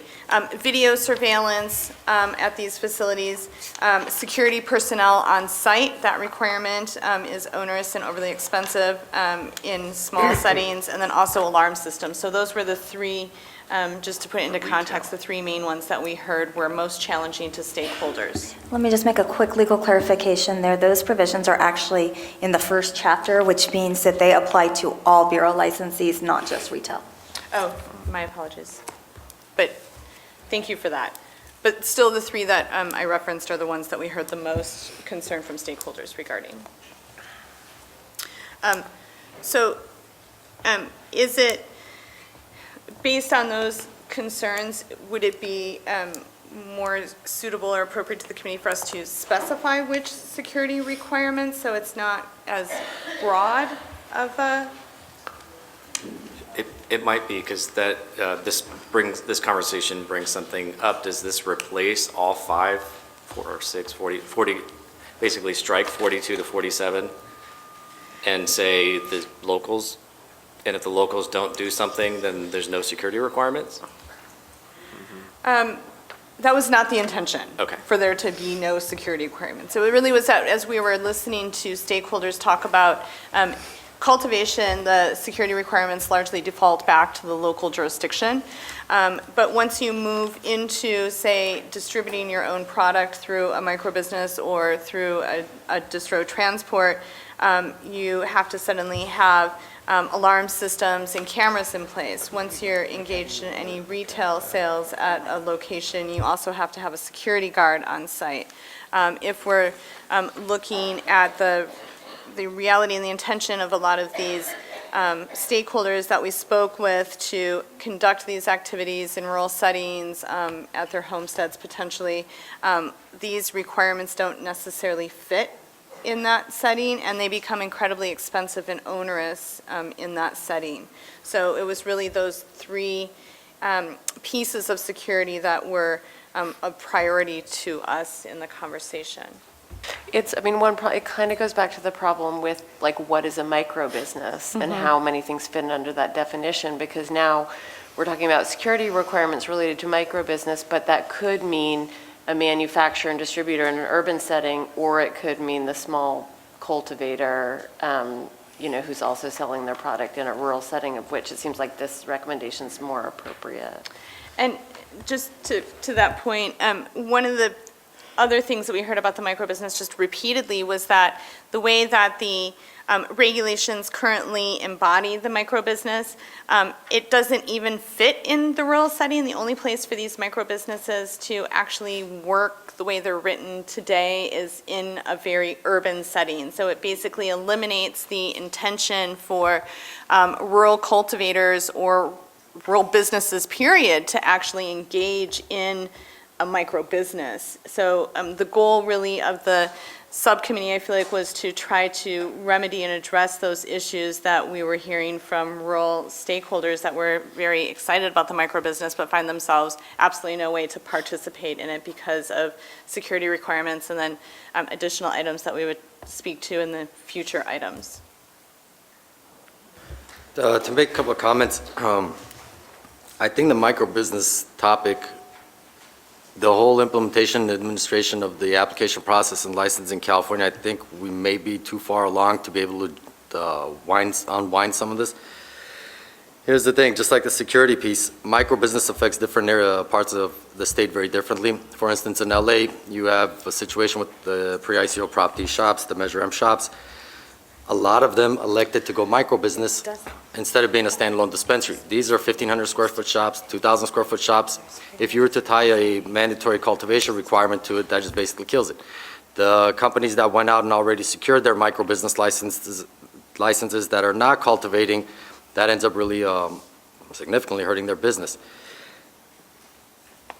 The security piece, different jurisdictions have different approaches to it, different business cultures to it. But how do you do it where just across the board, it kind of satisfies a lot of everybody, what everybody's looking for? And I agree with Mr. Woolsey on everything that he said. It's going to be incredibly difficult to tie it to any one activity. And the other side of it is this. On the cultivation side, if you tie it to 10,000 square feet of cultivation, 10,000 square feet of cultivation, if it's not outdoor cultivation, that's pretty expensive. And if you take into consideration the cost of setting up a 10,000 square foot grow operation, and the fact that you're a micro business and now you're also in a position where you have to do an additional 2 categories, you're really not a micro business anymore because of the capital outlay that you would need to put out there if the threshold for determining whether or not you're a micro business is capital. So now here's the situation where if we were to take it and tie it to the cultivation and the fact that it's not expensive, you're really looking at outdoor cultivation, and 10,000 square feet of outdoor is a really meaningful amount. So I'm not sure if really anything beyond changing the name of what the license is called. Maybe call it a micro business if you're an X amount in revenues, and then when you exceed it, call it a vertical license. But I'm going to have a hard time with recommendation number 2 specifically because I completely understand the implications for Humboldt, generally rural areas, but we're at a point where those licenses have been given out to places that are not rural, that are not Humboldt, that City of LA and other places where it's going to cause more damage than good. So that's the problem I would have with the recommendation. So I think we should defer discussion of number 2 until we are done with number 1. I will just say for clarification, no one is suggesting requiring someone to cultivate 10,000 square feet. It's a maximum as worded in the statute of up to 10,000 square feet, just for clarification.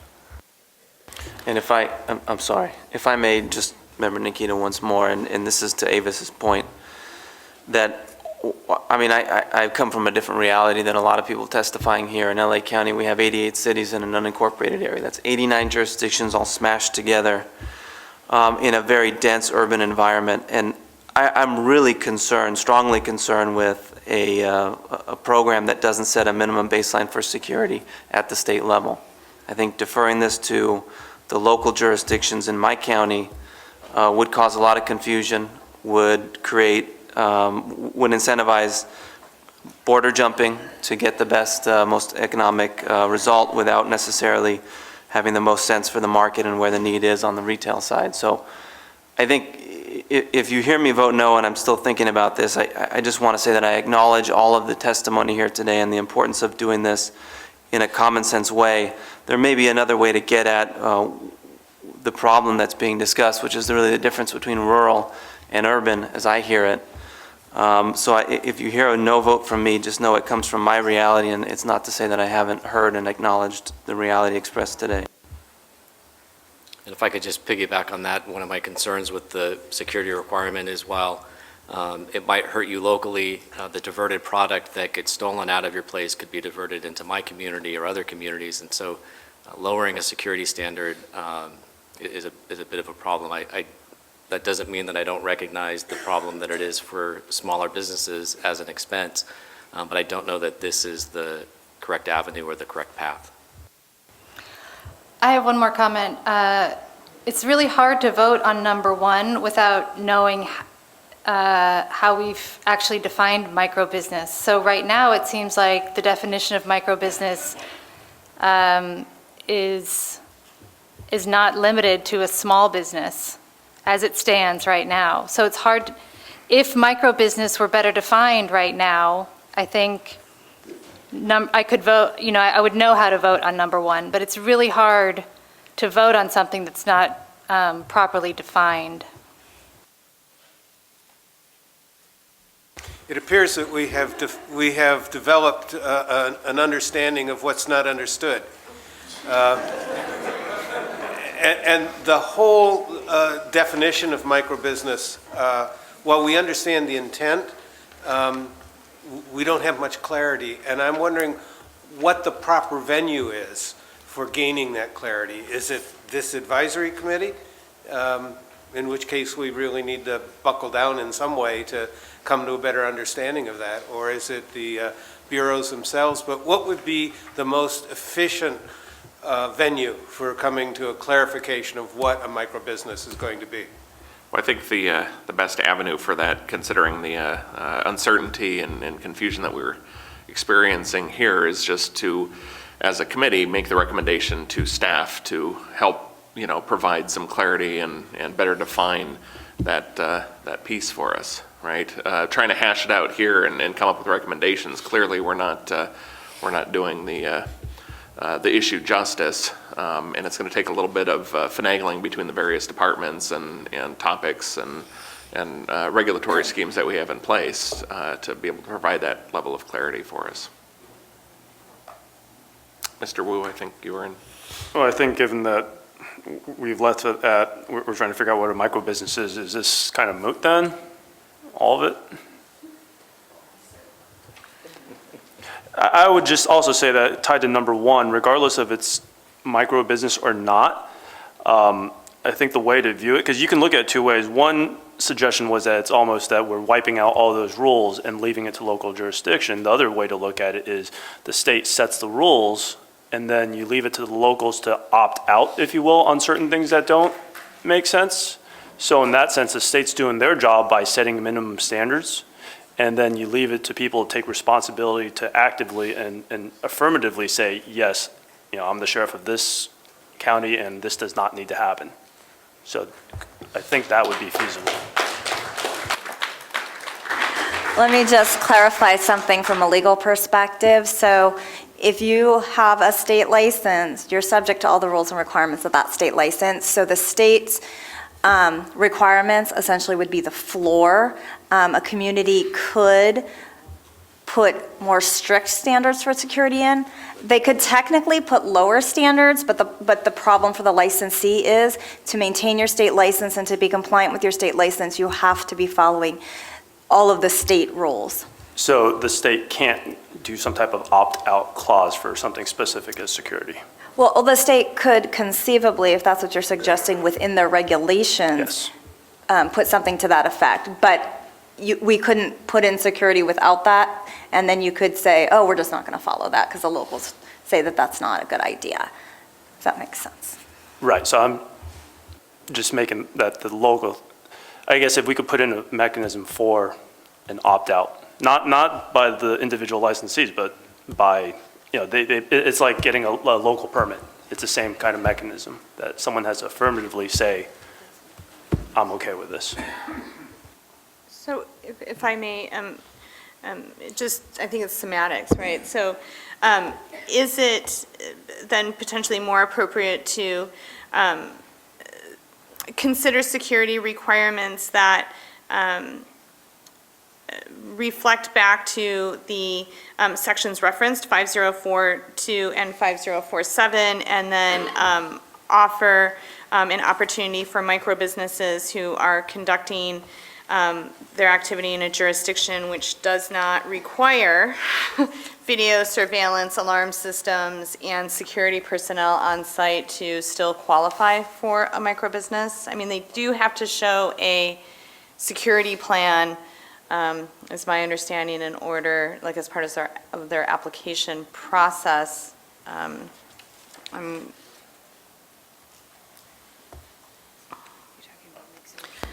Right, so giving them the ability to seek exemption from those pieces so long as the local jurisdiction approves that exemption?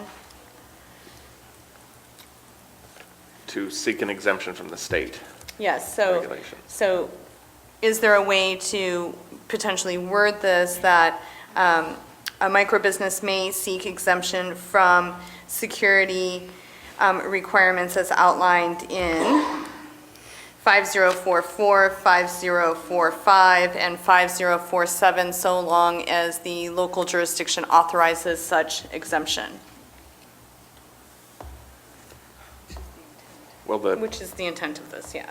right. I mean, it gets us into a weird area with, sort of local versus state law, right? So what you're, in essence, saying is you want the state to waive its rights to its regulatory process in favor of local government jurisdiction. Yes. Yeah.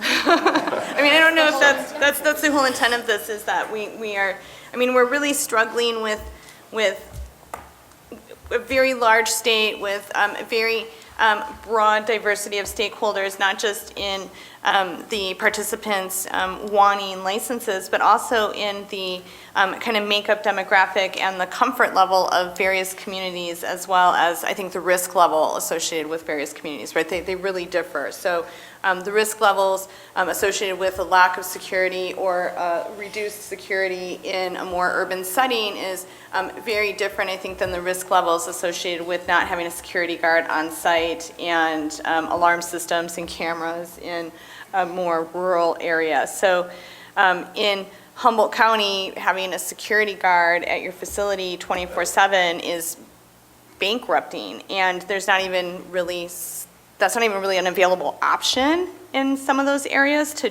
do that activity. There's just not the services available for that.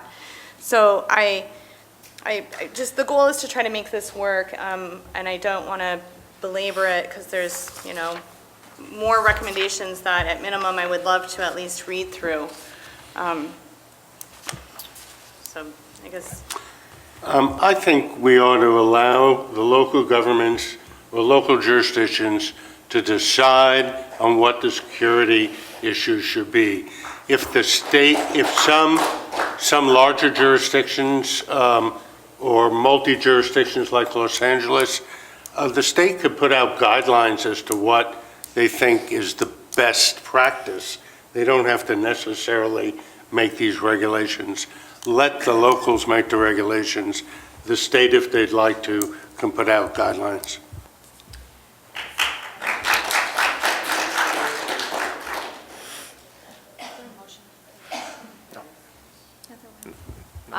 Just for point of clarification, is there a motion on the table? And if so, I guess I'd call for a vote of number 1. I'm sorry, say that again. I would like to put number 1 up for a vote if there's a motion and a second. Call the question. Yes, I'm calling the question. All right. But I don't know if it's already been motioned. Yeah, there was. Okay, I'd like to call the question. Okay, let's go ahead and do a roll call vote. For the record, members Farrow and Williams have left. Quorum is maintained. Boboyan? I'm sorry, this is on 1, 2. Do we separate them? Just one. Just one? Yeah. Because of second and third hand consequences, nay. Cermak? Nay. Clifford? Aye. Dombrowski? Aye. Harada. Aye. Jacobson. Abstain. Leff. Aye. Lynch. Aye. Nevedal. Aye. Nikita. No. Peck. Aye. Ron. Nay. Stevenson. Nay. Todd. Abstain. Woolsey. Nay. Wu. Aye. You. Abstain. The motion fails. Okay, moving on to recommendation number 2.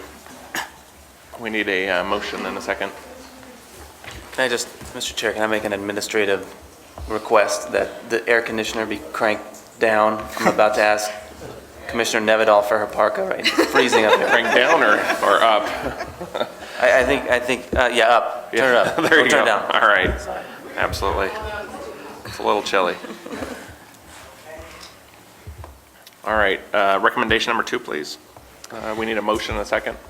So recommendation number 2 currently reads, I guess, when we had a motion, oh goodness, I'm sorry, I'm a little confused. So I did originally make a motion to accept or move recommendation number 2, which reads, currently, in an effort to create an on-ramp to legalization, there should be a clarification of microbusinesses that includes tiers based on gross receipts and number of employees.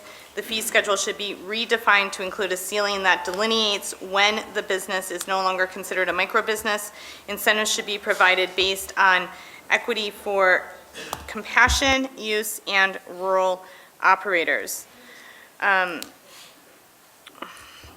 We did have a second to that motion. I'll second it. And then I think we should maybe go to discussion, please. Well, there's the friendly amendment I'd like to make. Is this the time to do that? I think you can more than, So the friendly amendment would be that we encourage that we recommend that, I guess it would be, oh, I've lost the section, but that the Bureau reconsider, or write the rule such that a cultivation of up to 10,000 square feet be a required activity for a microbusiness license, which can be accompanied by, any of the, one or more of the other 3. so in order to consider that friendly motion, would it be appropriate if the motion were amended to read in the second sentence of the recommendation that the fee schedule should require cultivation not to exceed 10,000 square feet and include a ceiling that delineates when a business is no longer considered a micro-business? So my question there is whether or not this is something that can be appropriately done through the fee schedule, and if it can, that's fine, but that seems like an odd fit to me, but. So, If I can just so you know, the agenda item is related to the license tiers and the compassionate use and the fee cap. So to the extent you're going to make amendments, you kind of have to stay within those requirements. Then yes. That would, if that's our avenue for getting this issue on the table, then yes, that's second sentence, as you described it.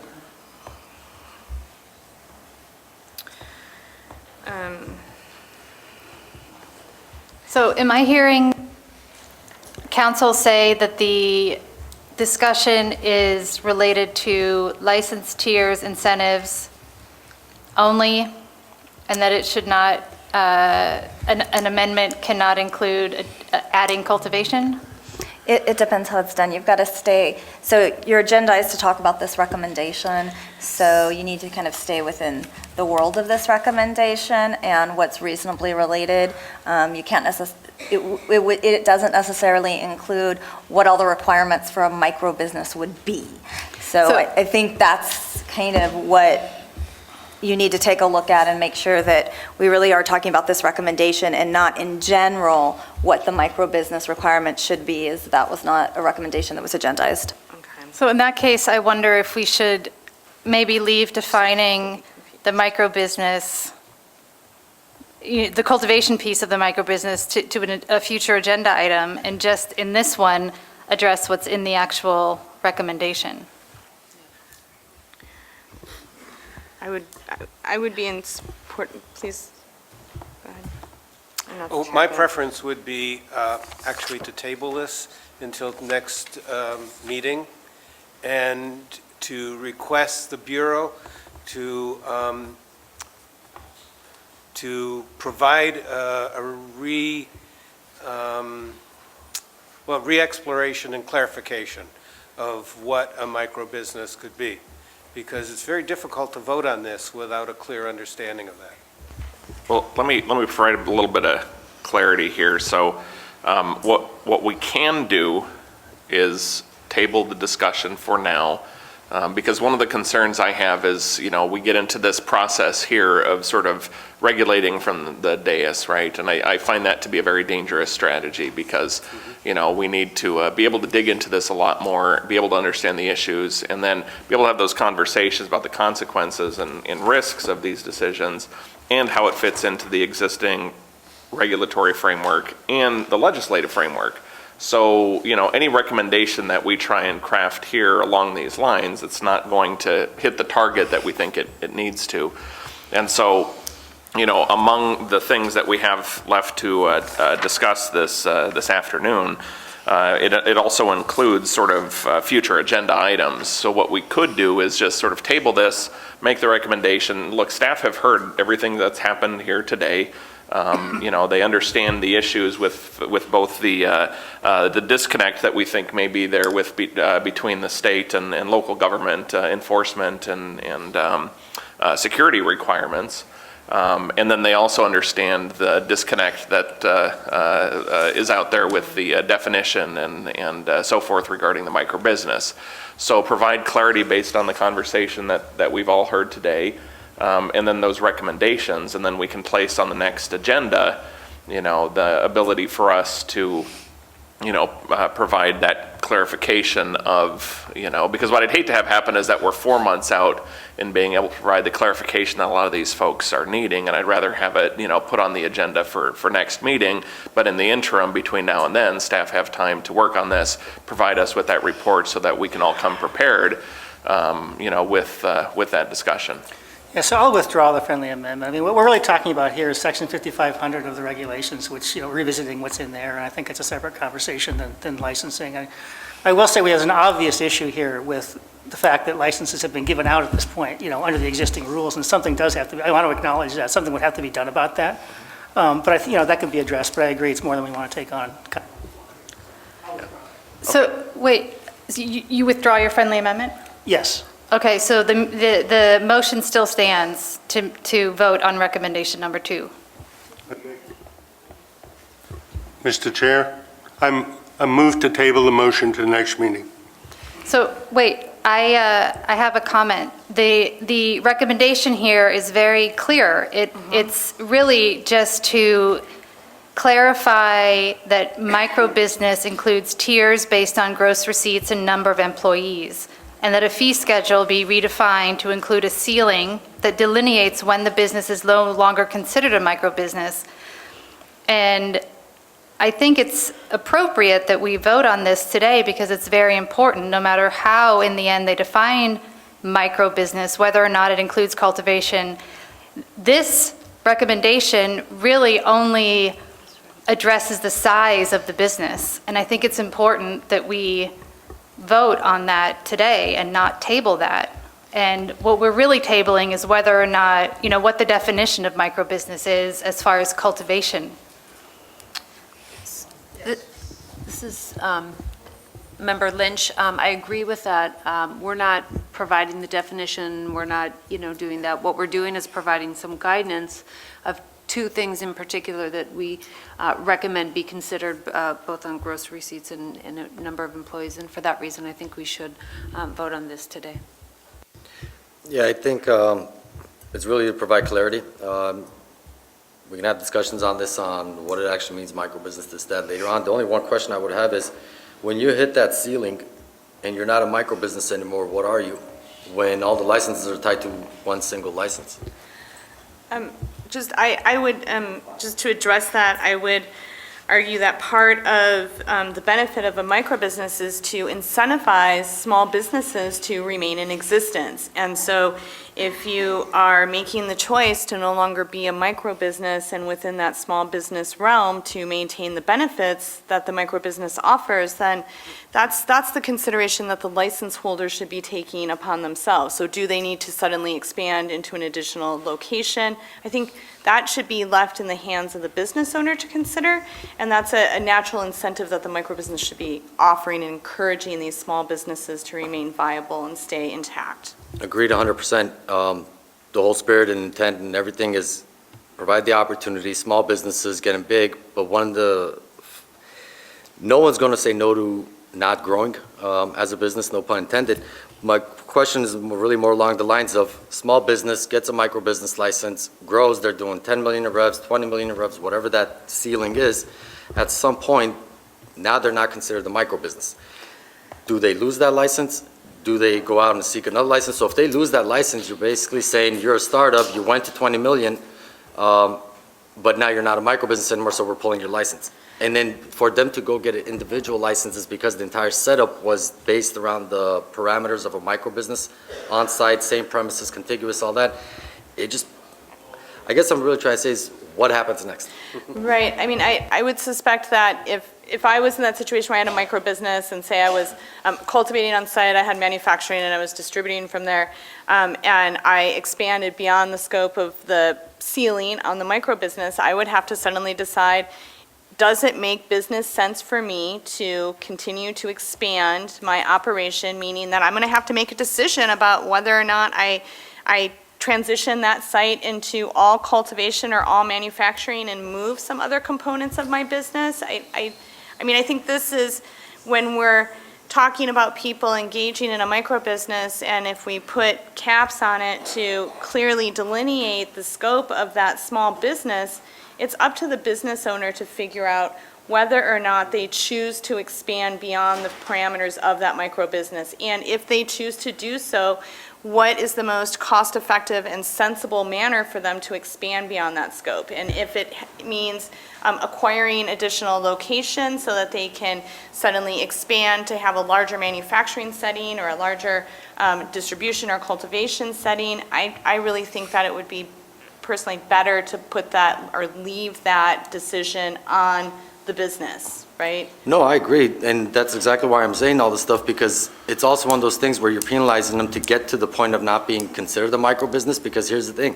Yes, it's a business decision each company individual makes, but that's a ridiculously heavy financial hit to take out a 10, 15,000 square foot facility just because you hit a top line revenue where you're not a micro anymore.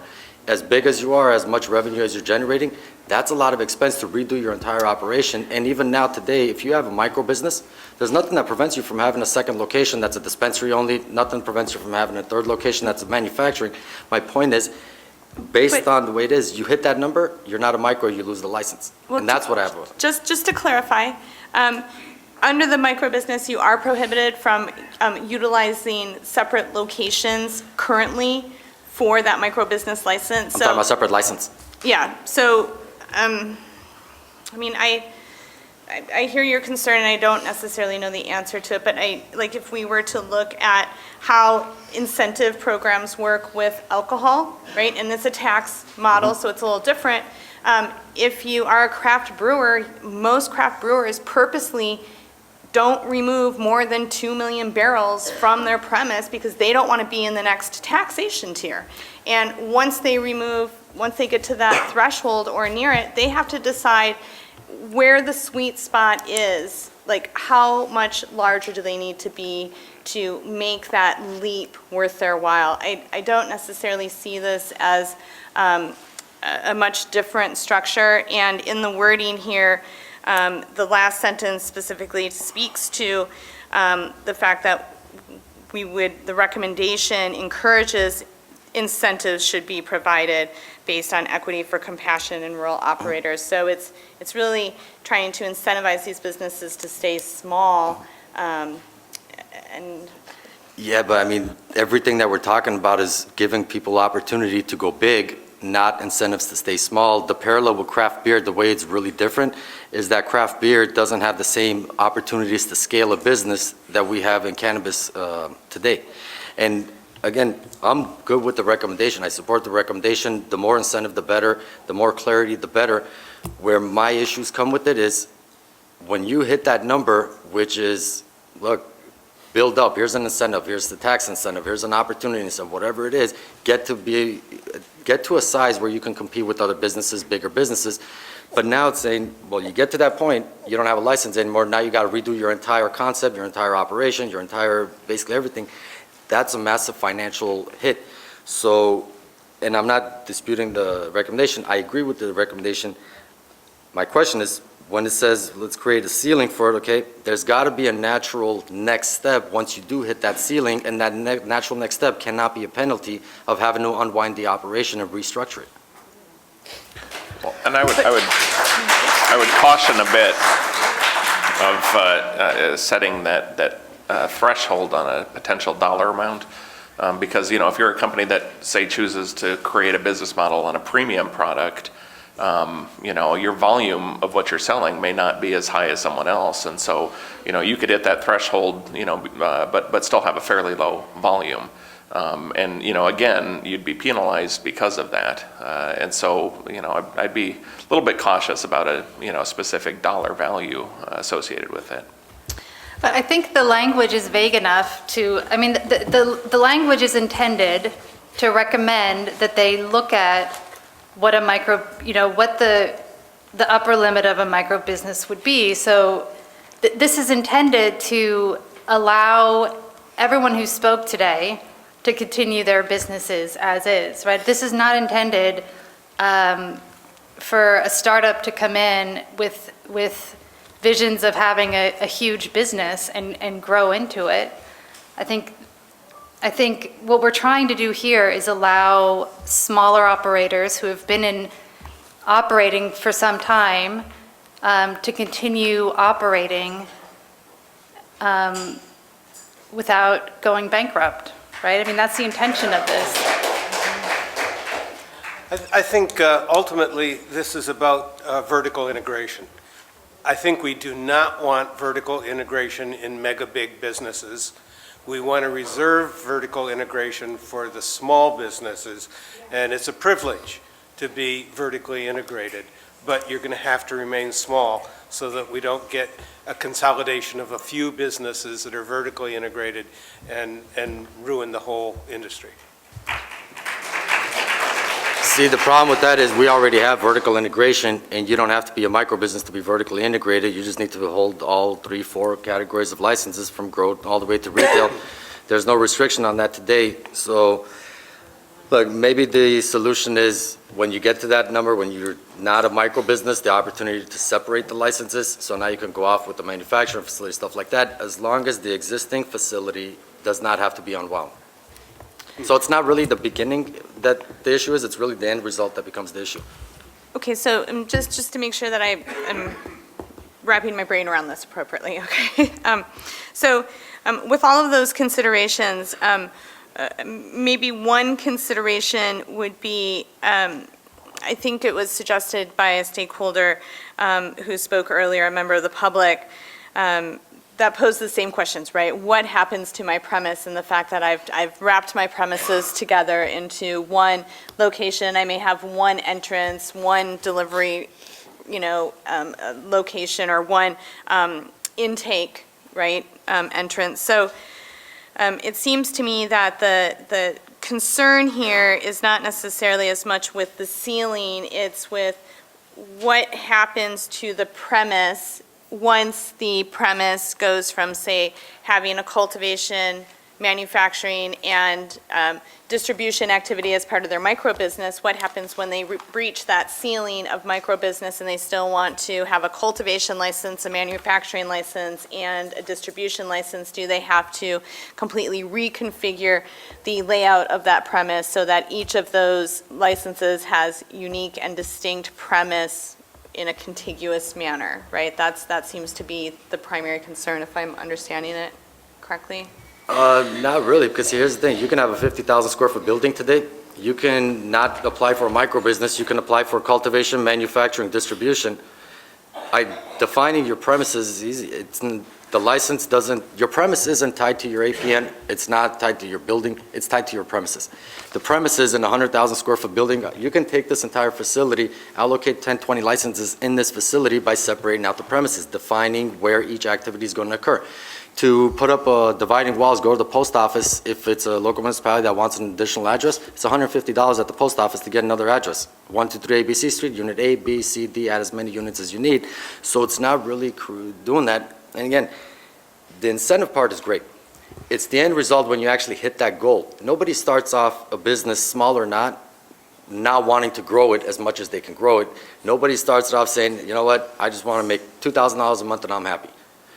And so what I'm trying to get at is, the recommendation is great, the clarity is great, but I don't think there's much that we have to do beyond that, because it's just natural. All those options and opportunities are still available. The only thing by talking about, well, after you hit this threshold, you're not micro anymore, now you got to kind of restructure it, that kind of defeats the whole purpose of incentivizing them to get to that point. Right, and the intention was that once you hit that ceiling, the entity would be responsible for acquiring individual licenses and no longer have the cost-saving advantage of folding the licensing fees together under the microbusiness name. That was the intention. So I don't know how to wrangle the premise component, and I think maybe if I could be so bold as to make a suggestion, would be to potentially call a vote for recommendation number 2 as it reads today, knowing that these conversations around single premise and qualifying activities are still outstanding topics of conversation for the committee as a whole. Sure. All right, so we need to have you clarify your motion, if you would.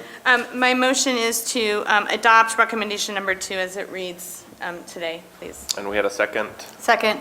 Okay, let's go ahead and do the roll call vote, please. Baboyan. Aye. Cermak. Aye. Clifford. Aye. Aye. Harada. Jacobson. Aye. Leff. Aye. Lynch. Aye. Nevedal. Aye. Nikita. Aye. Peck. Aye. Ron. Aye. Stevenson. Aye. Todd. Aye. Woolsey. Aye. Wu. Aye. You. Aye. Motion passes. All right, that was easy. All right, let's see, here we are. The last piece on Subcommittee for Microbusiness are the recommendations related to legislative. And one of the things I'd like to address real quickly is we've gone through this with all of the, I want to give you an opportunity to describe those. We've gone through this with all of those. And I'd like you to describe what the recommendations were so we're all aware. But then I'd like to sort of table that if we could and take this as a full discussion under agenda item number 7. I'm amicable to that. Okay, Yes, thank you. Thank you. So just reviewing the recommendations that relate to statutory clauses. Recommendation number 3, which would require a statutory change, is in relationship to farm stands. And the recommendation was that microbusinesses should be allowed to utilize farm stand sales as well as farm direct sales models such as CSAs without a brick and mortar store to satisfy the retail component of the license. While this was statutory, we heard from a number of stakeholders that there is interest, and we are seeing local jurisdictions actually put that interest into ordinance writing that farm stands would be allowed for cultivators who actually meet farm stand requirements, road requirements, and additional security requirements. So it was that consideration that led us to make the recommendation for farm stand sales. Recommendation number 4, single premise. All microbusiness activities should not have to take place on a single premise. I think we kind of already did a lot of discussion about that, but it really leads back to these challenges in the rural areas where ag lands don't necessarily allow for retail sales. especially a brick and mortar. And there's also challenges around manufacturing in that setting, as well as distribution as it's currently written in regulations today. So just trying to make this a more available opportunity. Recommendation number 5, qualifying activities. This was interesting because under recommendation number 5, we talk about microbusinesses should be allowed to conduct off-site processing as one of their qualifying activities and use shared facilities for any of their activities. Again, 4, 5, and frankly, number 6 really were recommendations based on an attempt to try to embody the comments we heard from stakeholders about the immense challenges of being a cultivator on ag lands, which is where many jurisdictions are putting cultivators and then them not having access to conduct additional activities. Recommendation number 6, once we kind of got into this conversation about, well, frankly, recommendation number 4, the single premise being a statutory issue, we thought we would be clever with number 6 and try to address number 4, but then it ended up back on statutory. So recommendation number 6 was recognizing that microbusinesses frequently cannot operate at one contiguous location in large part because of local land use ordinances, and that it can be cost prohibitive for microbusinesses to obtain multiple licenses. An accessory license should be created to tie premises together beyond the simple geographic location while ensuring that flow of the product maintains a single chain of custody. The concept here is similar to what had been discussed around distribution and distribution hubs. So the idea would be that you would have like a primary licensing location, and then that would hold your micro business, and then you could also with the state say, okay, my primary location is this cultivation at this address, and then I'm doing my manufacturing in a suitable zone, suitably zoned location, and then my retail in a suitably zoned location. So we were trying to figure out how to manage statutory concerns with number 4, but we ended up back in statutory concerns with number 6 as well. So I think I could leave it at that unless other members had additional comments. Any additional comments on those members? All right, let's go ahead and take public comment on those items, please. All right, so we'll start with speaker 1. Dr. William Norman Monsieur. The American dream is to enter these markets from us being involved in this in 60 years and become legitimized. The American dream is, as you said, is to grow. I agree. There is no one that begins a business with his wife and his children who doesn't want to do better. When you go from a transition, once you define what micro business is and how you will define the ceiling and capping when you have no data to determine what is people making, then again, it will be arbitrary that you will decide this ceiling. Once you hit that ceiling, does that mean I'm penalized? Now I have to lose the license, reapply for the new licenses. What happens with my business and my existence if I apply for the new license and for some reason they say, well, we don't think you should have that one, but you lost that one. Now you've invested your life, your dream, and everything in humanity, and you have been struck out over a licensing procedure. I believe that there should be a graduated licensing procedure that goes from micro to the others, that you do not lose your licenses, that they extend the licenses in some procedure that allows you to grow. Thank you. Speaker 2. Susan Tibbin, with regard to farm stands, inasmuch as a microbusiness is seed to shelf, we suggest that microbusinesses' point of delivery be the farm stand or the event, and that the event or farm stand receive products from the microbusiness location, thereby addressing the Bureau's position on brick and mortar. With regards to qualifying activities, we strongly request that shared facilities with non-volatile manufacturing be allowed, and not just oil and butter. As it stands now, we're allowing edible makers and shutting out medicine, tincture, and topical makers who make up a very, very sizable proportion of small business entities and legacy farmers. Thank you. Speaker 3. Hi, Paul Hansberry. Since we're playing with the definition of micro, Why don't we get creative with the definition of contiguous? Contiguous can mean in a sequence. It doesn't necessarily have to mean a geographical thing. So if you could define contiguous as the ownership or under control of, then that would be still the single license and the single premises. So the premises would be contiguous by the ownership of the applicant. As far as the accessory license, that would be another thing. You would be able to reconfigure the license. You'd have one license that would be your primary premises, and then you would have an accessory license, so you still have the one license, but so that you could comply with local jurisdictions if you needed to have an industrial in order to do manufacturing. I think this would be a way around it, but I think that finding a definition for microbusiness is a good thing. I can't wait. Thank you. Speaker 1. The contiguous is really wreaking havoc in Mendocino County area. We are going around and around and trying to find ways to do this, and it's just really difficult in a rural setting. So if we could get creative on the definition of that. I'd like to see if we could extend this farm stand, because once again, nurseries have been overlooked. Where do we have the ability to do the farm stand? A nursery can't be in a micro-business. It's not a qualifying activity. So we really need to work on the farm stand and expanding that out a little bit. Thank you. Thank you. Speaker 2. Jude Tillman, Mendocino County, echoing some of the things my colleagues just said. Rural geographic and land use barriers mean that many of us in Mendocino County are going to be excluded from upscaling our businesses and partnering with retail, with small cultivators, with small manufacturers, medicine makers who can't possibly become compliant given the onerous costs and state regs. And we're trying to save something that is so valuable that I'm not sure that the staff of the various regulatory agencies understand what we're going to lose.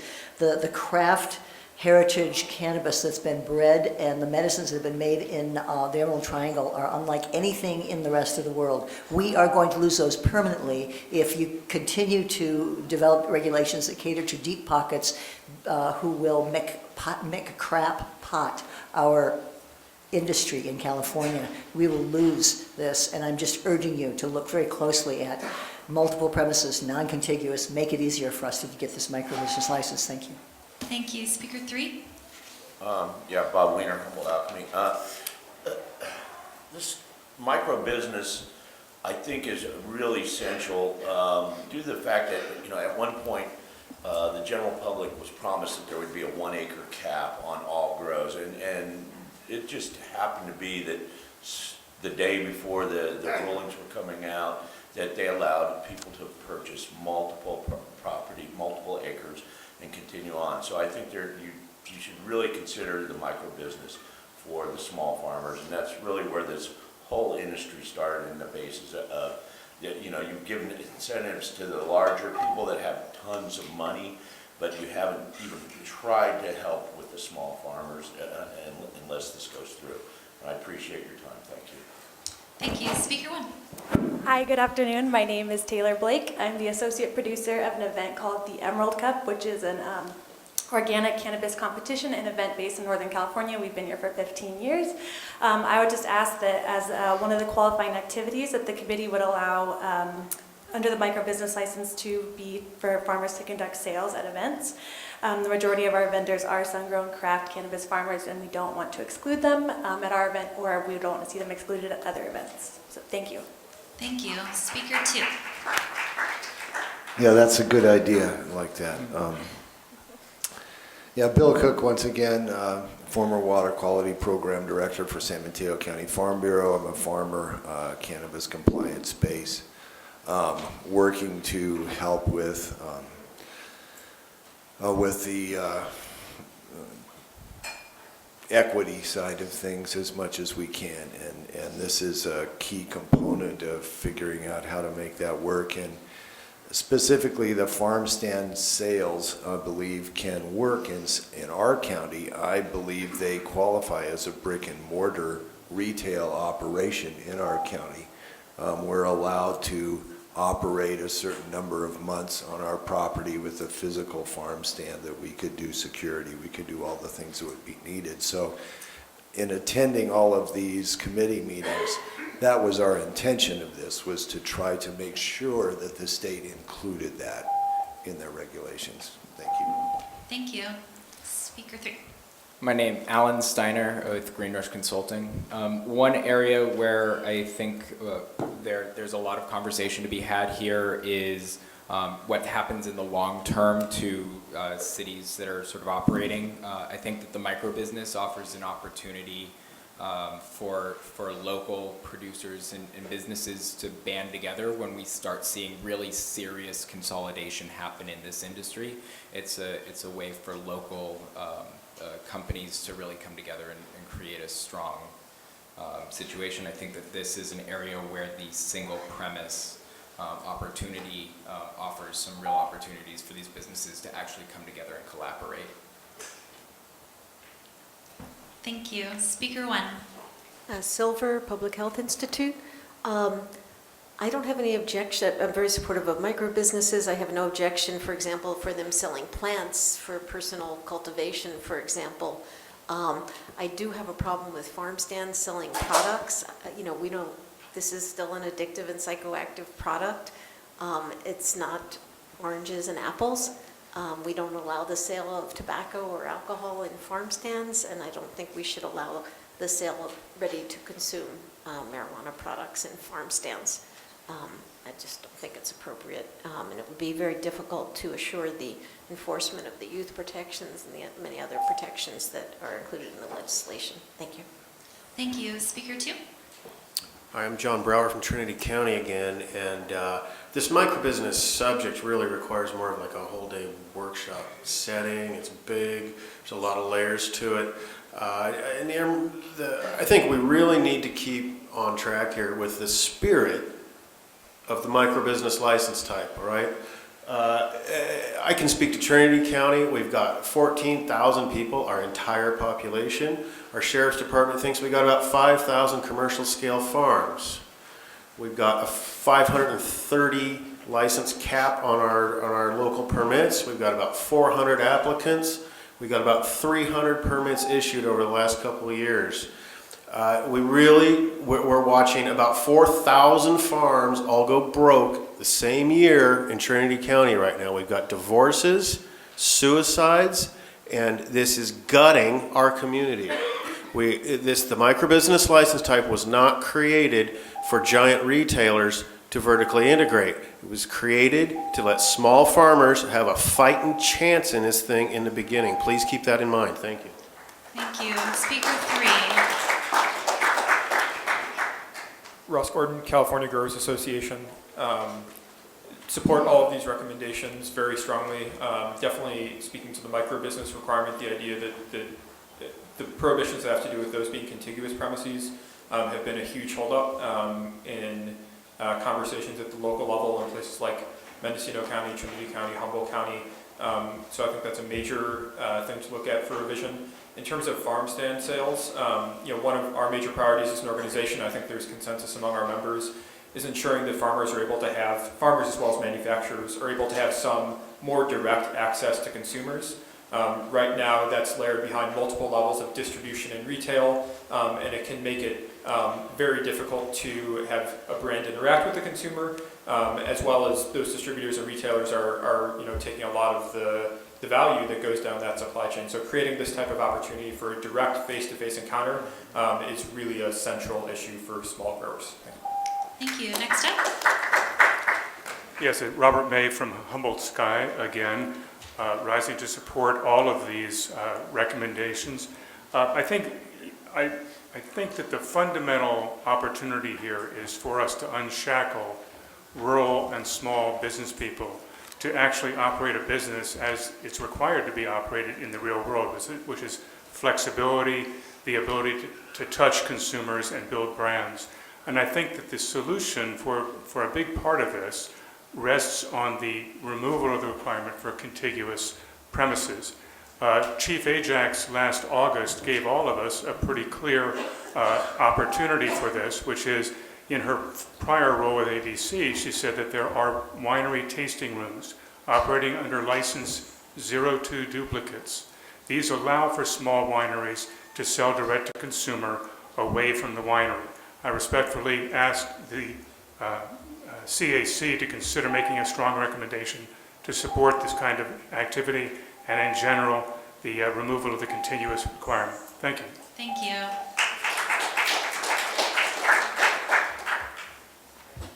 I would be so enthusiastic to see the fruit stand with everything, and as far as I don't know brick and mortar what the definition is, but I'm thinking like a patio brick with a barbecue there and some benches. I don't know. I think it's a great idea.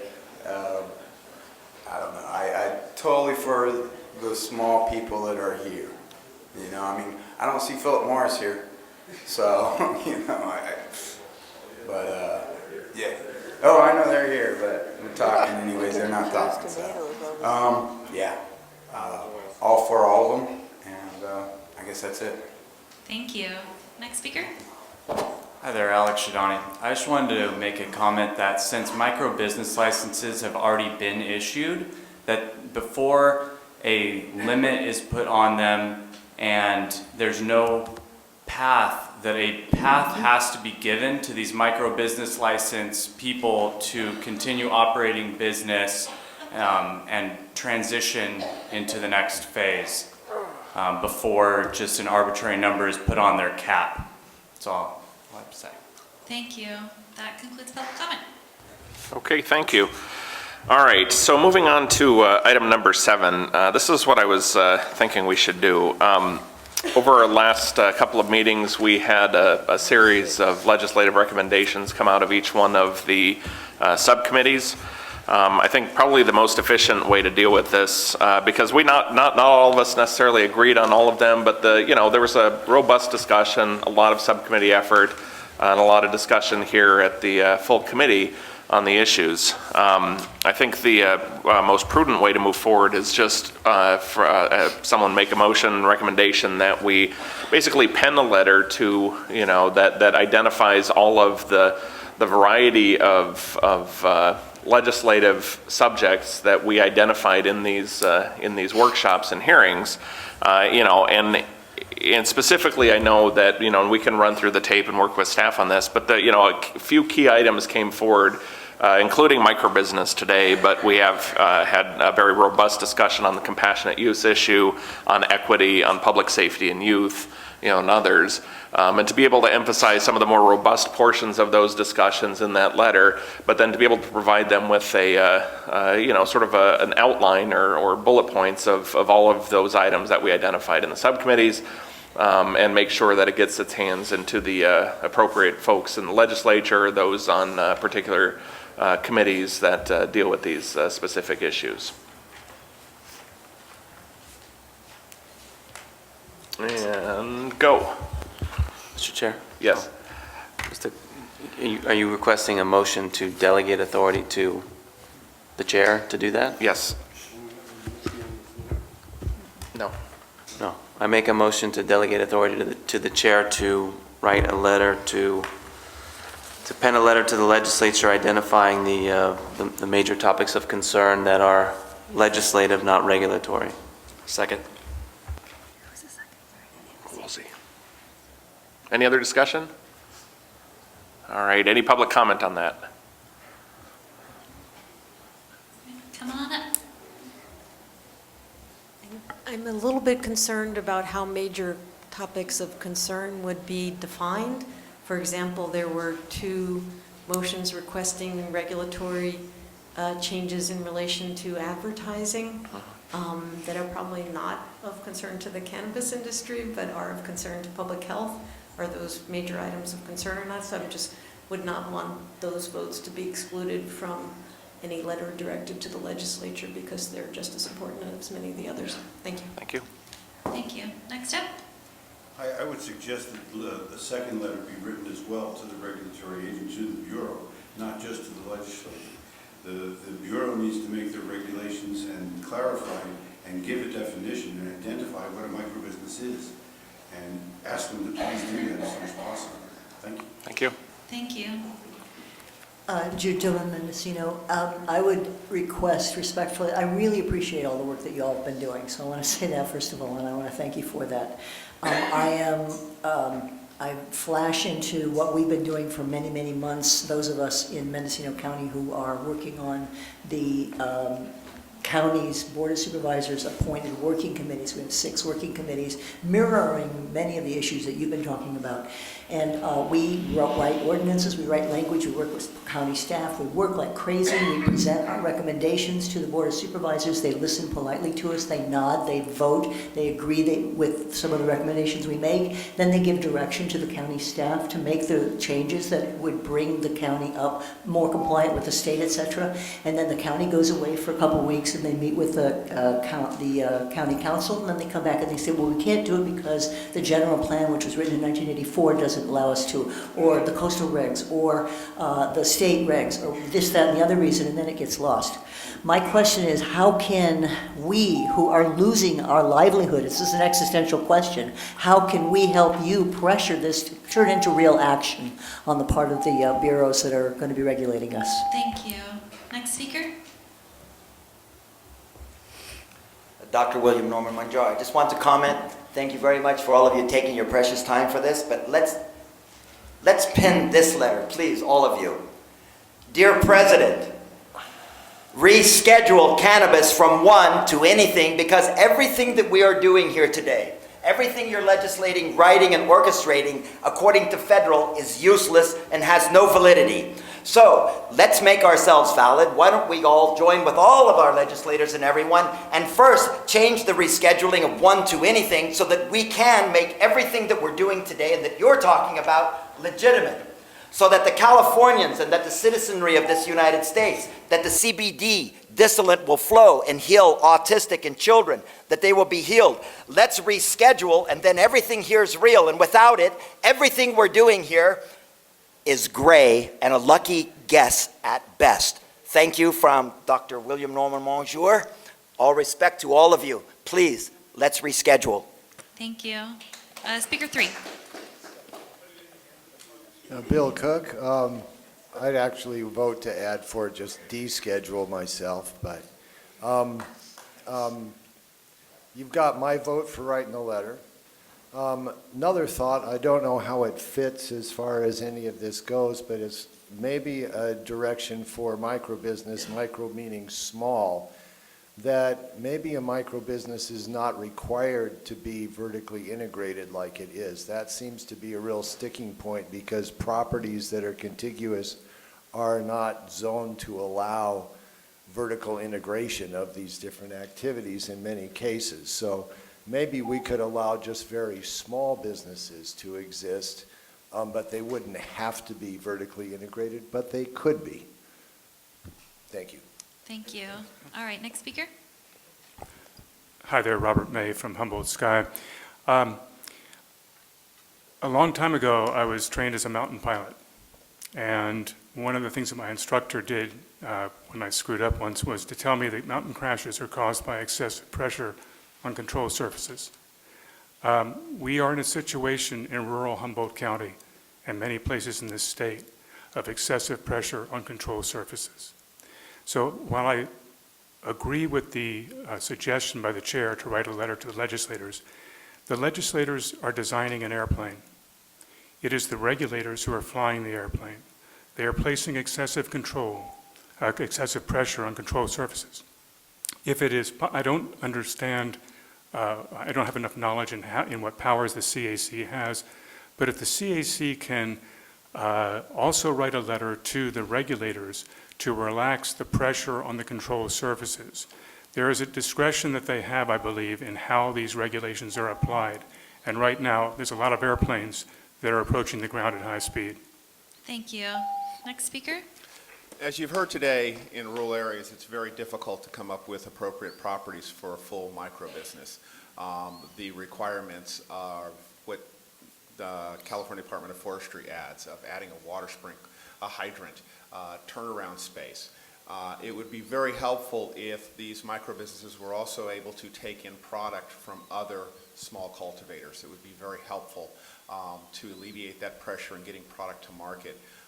Also, I'm not sure why nurseries were left out of an option in the micro business. That would really be a good addition if that could be added in. It would let us have a retail option. It would let us display at Cannabis Cups and do events that we've been able to do in the past. Thank you. Thank you. Next speaker? Nils Michael Langenborg from Whole Health Marketing. I come from the natural and organic products industry, so I've been through the organic regulation, through DSHEA, which is dietary supplement regulations, trans fat labeling, all that sort of stuff. So what you guys are doing is very important.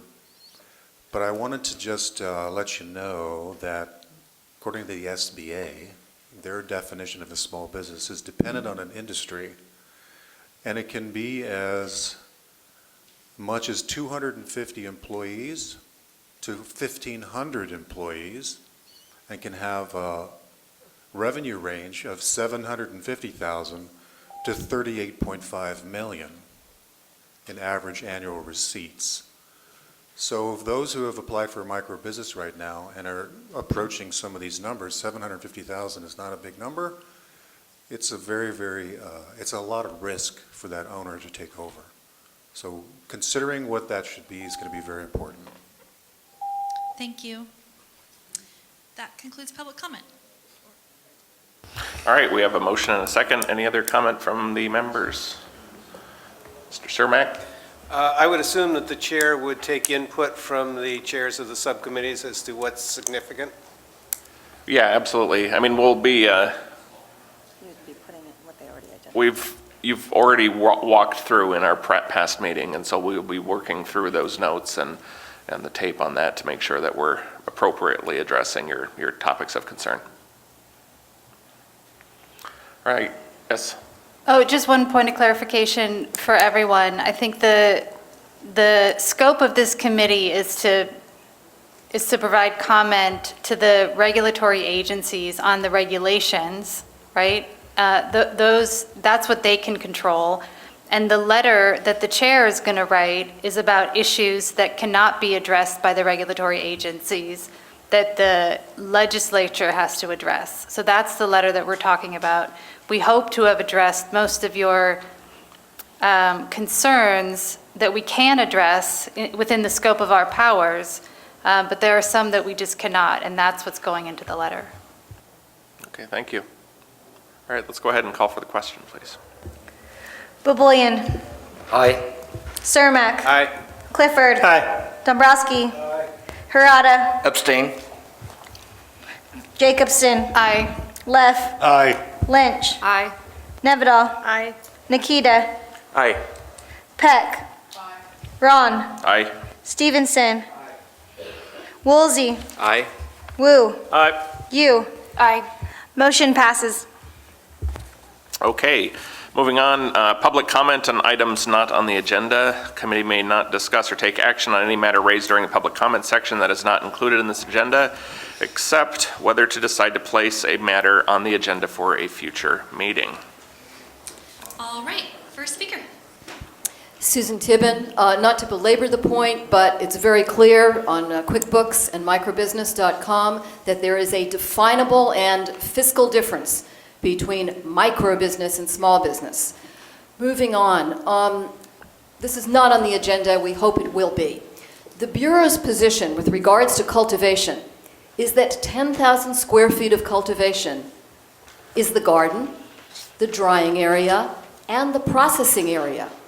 This is arbitrary, completely unworkable, and particularly strange as cultivation, a horticultural term, is defined as the growing of some sort of flora. So presumably cultivation is the garden, and we don't understand the lumping together and the redefinition of cultivation, which is yet another impediment for many of us, particularly in the northern counties. Thank you.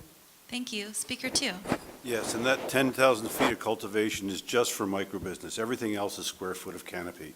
So defining the 10,000 square feet for microbusiness as canopy and not just cultivation, they're going to the definition of what the cultivation process is. Back in LA, I gave every one of you one of these documents. It has cites 3 different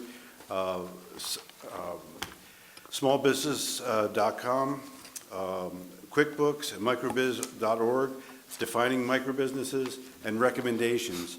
I hope you still have it. If you don't, my email address is lovingly.legally@gmail.com. I'm happy to send you another one. There's some recommendations here that might help to define microbusiness as a micro business. Thank you. Thank you. Speaker 3. Thank you. Silver, Public Health Institute again.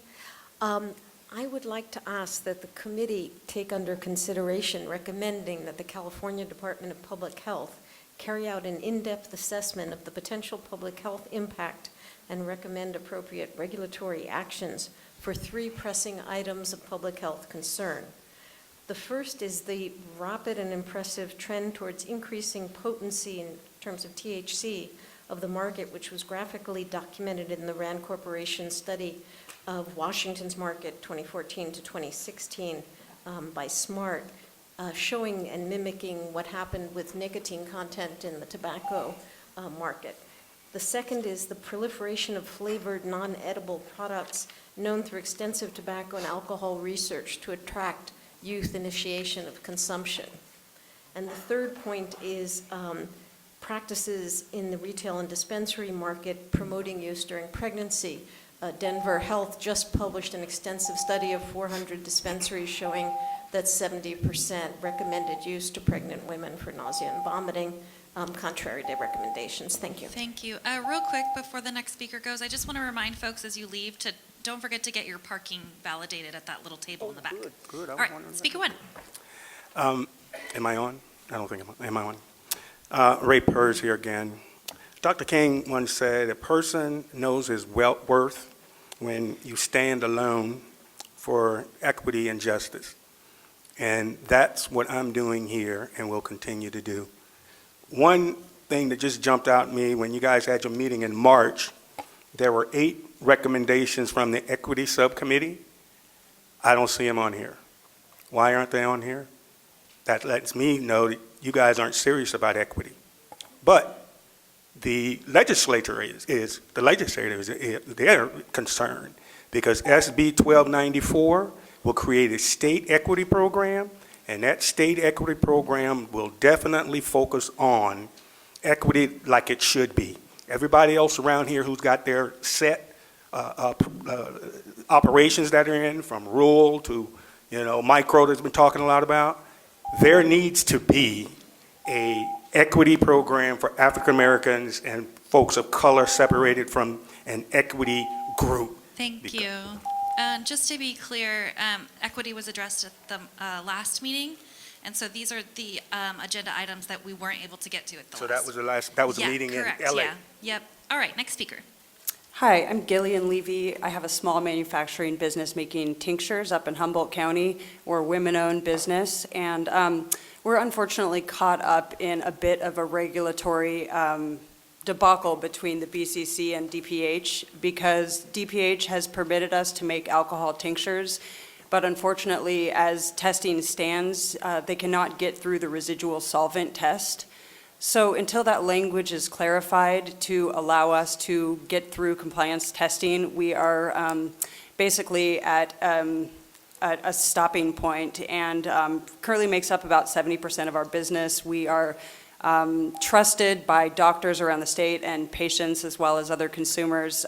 This is a product that a lot of people rely on, and it is also our bread and butter. I'm a single mother. We employ women of color in Humboldt County, and we are currently faced with a situation where we are going to have to potentially lay off our employees and close our doors. So I really hope you don't allow that to happen, and I hope that this can be addressed in some way, whether it means extending the transition period for testing or addressing this. Thank you.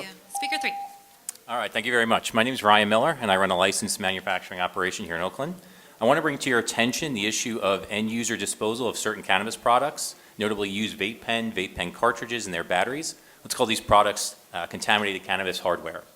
Many consumers have dozens of these pens, cartridges, and batteries sitting in their houses, unsure of how to properly dispose of them. Sadly, many others simply throw them out, to include the lithium-ion batteries and plastics they contain. Prior to January 1st, many dispensaries supported proper disposal of contaminated hardware products, including recycling of non-contaminated parts, by having disposal boxes in store, or collection boxes in store. The rules as is makes it difficult to continue this because the disposal is overly onerous and is frankly unclear since all cannabis waste is considered the same by regulations. Therefore, I ask the committee to place discussing this issue on the next meeting's agenda. I propose the following solutions. One, modifying MAUCURSA Section 5410 to allow customers to return cannabis-contaminated hardware products to any licensed retailer. Two, add language to Section 5055 to allow distributors to pick up contaminated hardware products for return to another license without need for destruction prior to transport. And there's a third point, but we can take care of that offline. Thanks. Thank you. Speaker 1. Good afternoon, Commissioners. My name is Nick Perino with SEIU Local 10 to 1. I want to bring to your attention that earlier this month, the administration introduced a budget trailer bill that would actually change the funding allocations under Prop 64 and reprioritize where some of the funding would go. As an organization, we oppose some of these changes, but I just want to flag that because if they do actually change the funding allocations, there will need to be new regulations drafted to accommodate those, and you will need to take those up at a future meeting. So I would urge you to do that at the next meeting that you have. Thank you. Thank you. Speaker 2. Hi, it's Jim from Red Light Management in the Emerald Cup. Thank you all for sitting here. I know that you're volunteers and that you take some serious abuse, so I apologize for that and thank you for your service. And also would like to again ask that we address events and have them as part of the agenda moving forward. Thank you. All right. Speaker 3. Thank you. Good afternoon. Hi. Good afternoon. Charlie Pappas, again from Berkeley. I didn't know you didn't get paid. Amazing. I thought it was hard working for the Berkeley Cannabis Commission. But just quickly, this is a little cheerleading. Your efforts I'm amazed by, and also the Bureau, but they're well worth it considering the eloquence of everyone in this room. And one thing, why are we here? Because cannabis is legal. That's wonderful. And that's the problem, and that's the wonder. I just want a little political history. Medical cannabis wasn't really regulated at all in the state until I think San Francisco had medical cannabis regulations 2005, then the Attorney General guidelines in 2008. Since then there's been nothing, so, but they worked well, so I look forward to our mutual success. Thanks very much. And then, are you wanting to make a comment as well? Yeah, okay, go ahead. Okay. I've heard several references to nonprofits, and I just want to mention that 501c3s are illegal when you're doing cannabis work. I was in court for 2 years, from 1996 to, or 2.5 through 1999, with the federal government and the IRS trying to establish cannabis as a 501c3. Didn't work. So that does limit the reference to nonprofit, or at least limits the tax. We're still tangling with the IRS around it, and it's now 2018. I also wanted to talk about taxing donated goods, which I started to talk about before. And, much of our donated goods should not be taxed, and it should be straight across the board.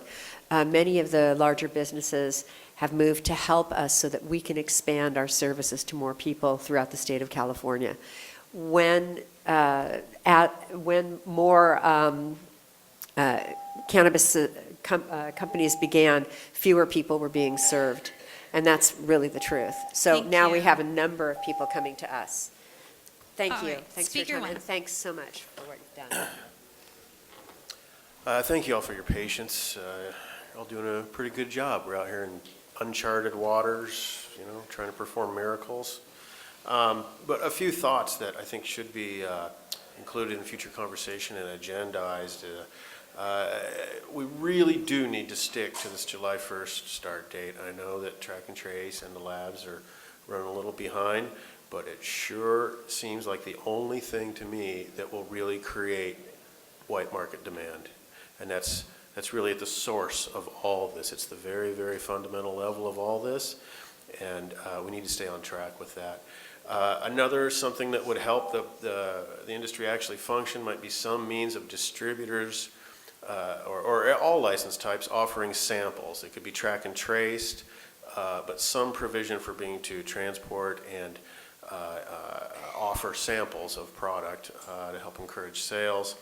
And then for retailers, both microbusiness and otherwise, the ability to participate in events, local county fairs, or some sort of tasting room experience. Thank you. In some limited way makes sense. Thank you. Thank you. Speaker 2.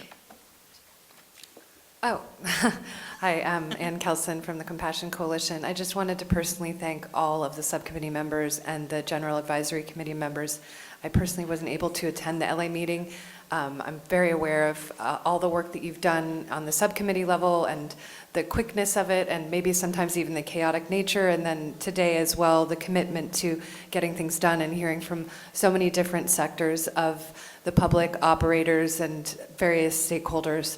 I know personally that our group and some of the people involved in Compassion, we were really able to advance things further with the Bureau and other state agencies from the first time we've had subcommittees to General, and I just want to commend you all for your service, and hopefully more people will know that many of you are serving on a voluntary basis and have carved out, a significant amount of time and an incredible amount of responsibility. So just wanted to thank you, and also make a suggestion to always keep Compassion on the agenda, as equity also needs to be on the agenda, and perhaps even create a subcommittee to address it. Thank you so much. Thank you. Speaker 3. Hi, I'm a chemist who wants to make medicine that's effective for my patients to help them treat the various diseases that this great plant is able to treat. I can't do that because of the dosage limitations that exist today. I can't ask a cancer patient with cachexia to eat 10 brownies before bed every night. It's ridiculous. I think that what would need to happen is that pills need to be classified as a separate entity from edibles and the non-edible topicals, so that I can make medicine that is effective in the pill format that medicine comes in. It's as simple as that. Thank you. Thank you. Speaker 1.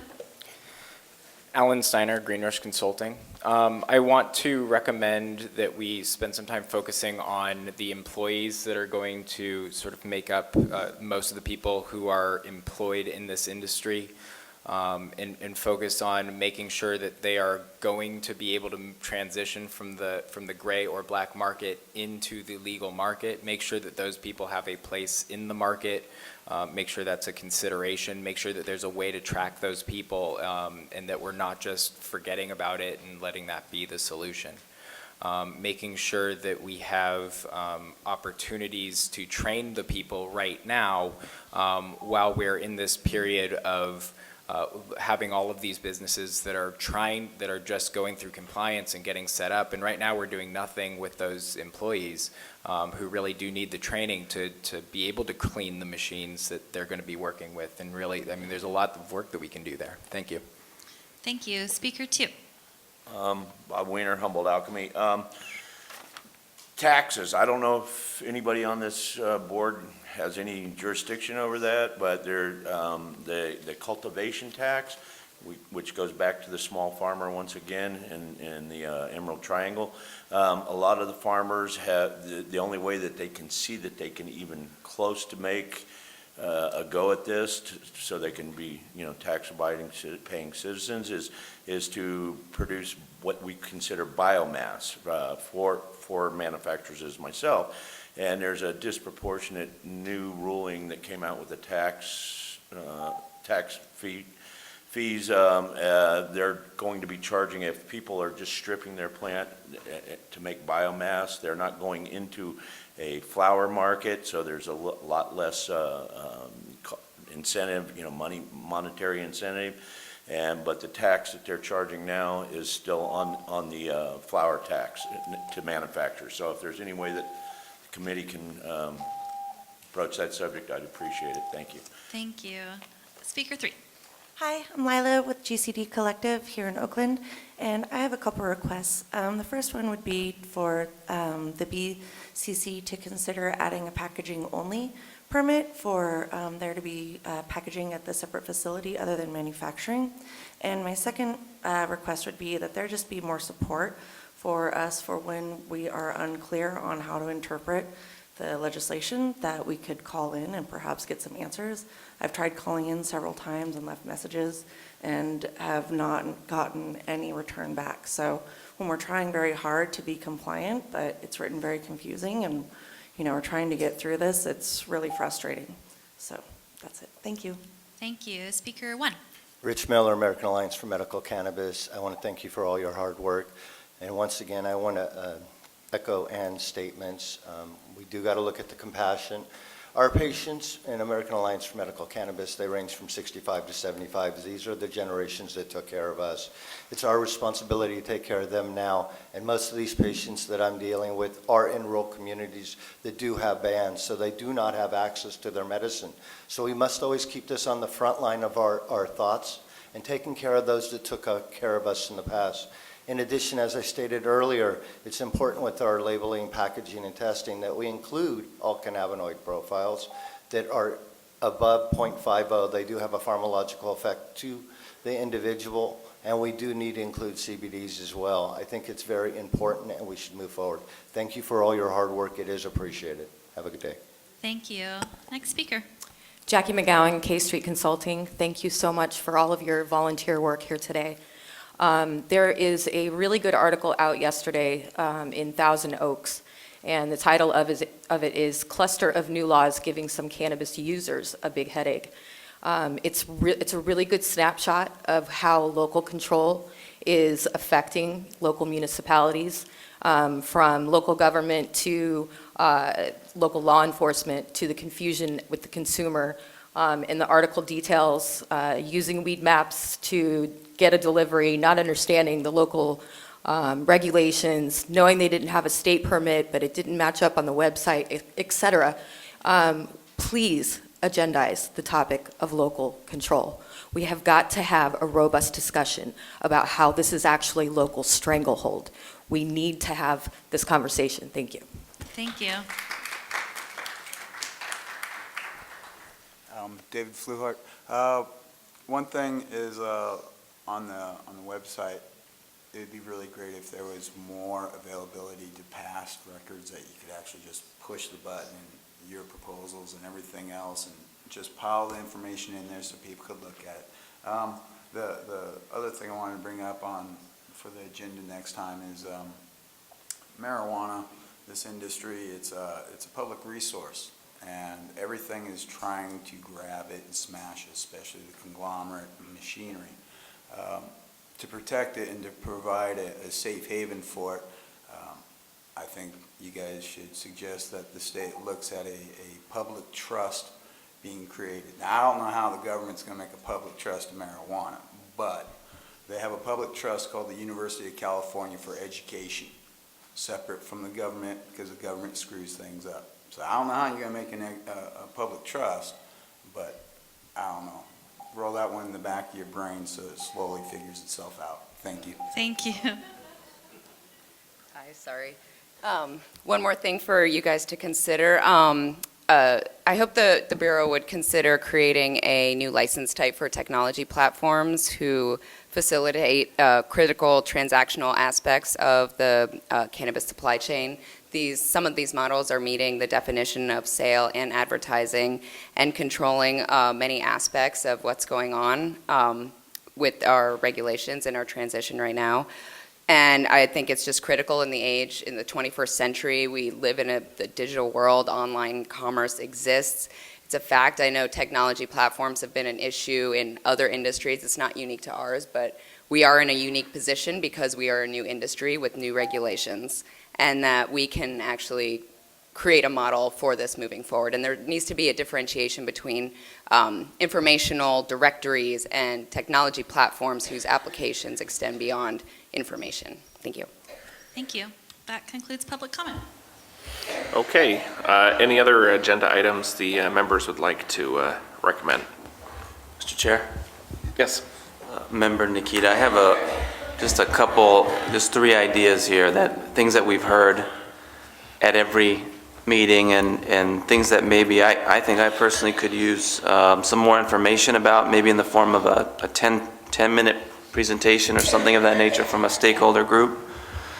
The first is temporary events. You know, we hear from, I think we hear from speakers from the Cannabis Cup every time, and we don't talk much about it because it's not agendized.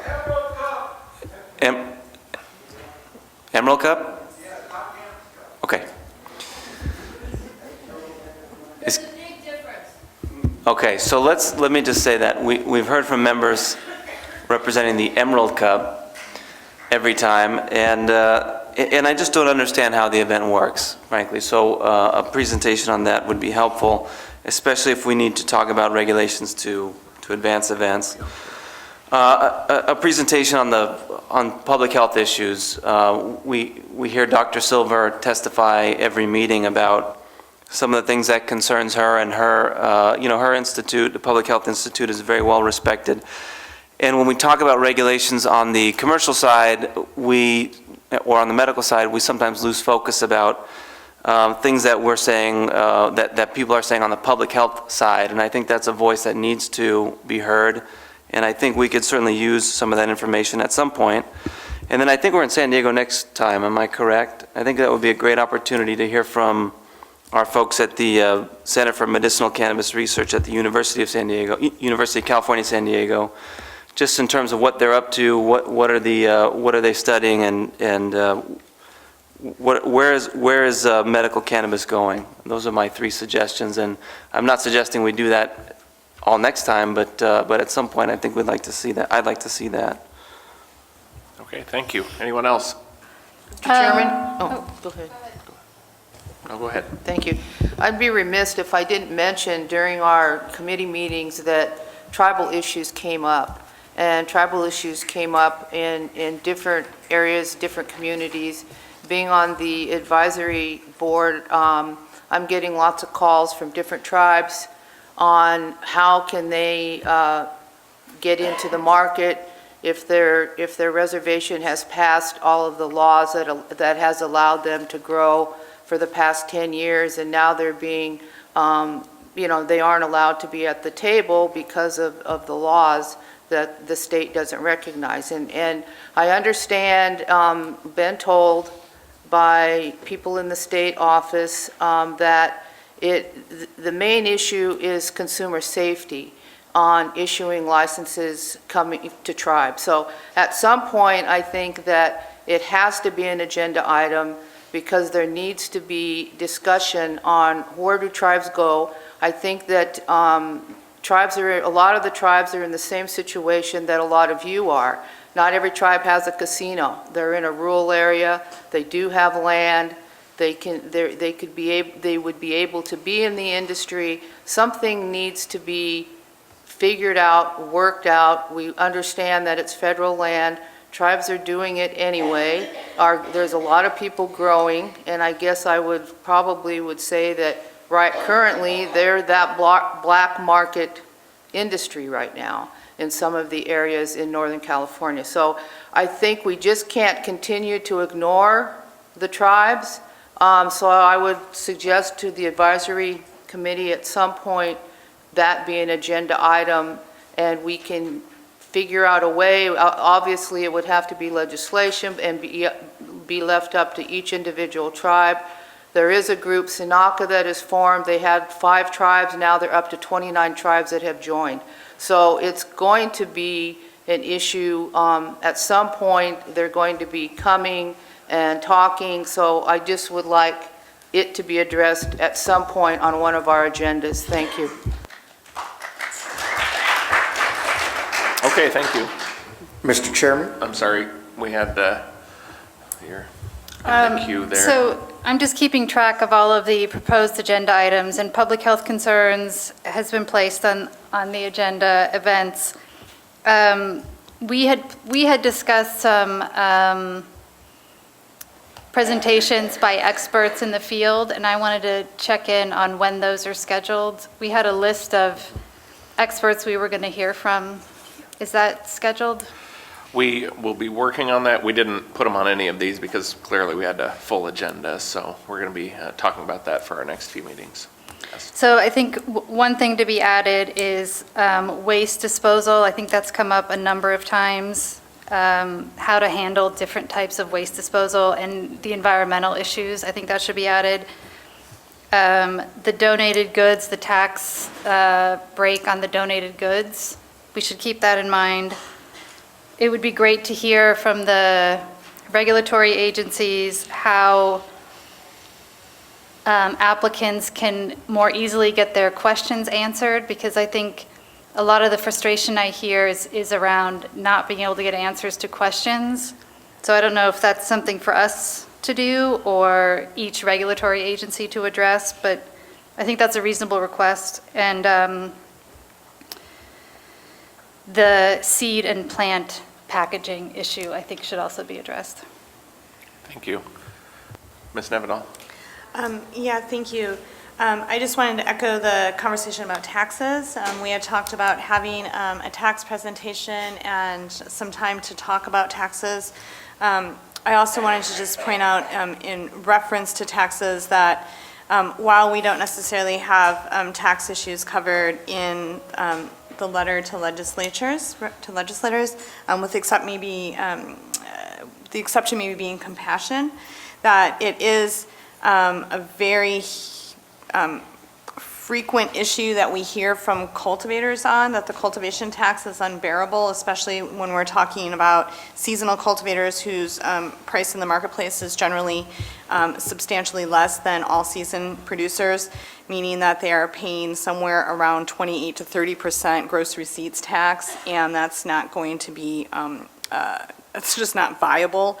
So I would really appreciate if we could have a conversation around taxes sooner or later, especially due to the fact that there is AB 3157 moving right now that would try to remedy some of the tax issues at hand. Thank you. Chairman. Yes, sir. Chairman. Yes, sir. I'd like to add that I believe that we need to address the issue of the packaging, the exit bags, whereas a lot of the municipalities have gone from plastic bags to paper bags. And retail establishments, what we've noticed is that we're handing out a lot of retail packaging that just is not biodegradable. And I think we're going to cause exponential harm to the environment, and it's going to set us back overall. Okay, thank you. Dr. Cermak. Three things. One is that the Public Health and Youth Subcommittee, for the purposes of saving time, did not put all of its recommendations forward. I don't think we were the only subcommittee that has some pending recommendations, so I'd like to reserve some time on the agenda for those subcommittees that didn't have all their recommendations put forward, have an opportunity to do that. I also personally have some additional public health topics to raise, so I'm glad there was some thoughts about that. And finally, the contiguous has different meanings, and one is connected throughout by an unbroken sequence. And I think the people who generally carry the most weight with things like what a microbusiness is and what contiguous would mean would be the authors of the proposition. And perhaps we should ask one of the authors to be here and give us what their intentions were in the original proposition. Oh, I don't know about that. Okay. Anyone else? All right. Well, with that, I think we'll go ahead and adjourn the meeting to next time. Thank you so much for joining us.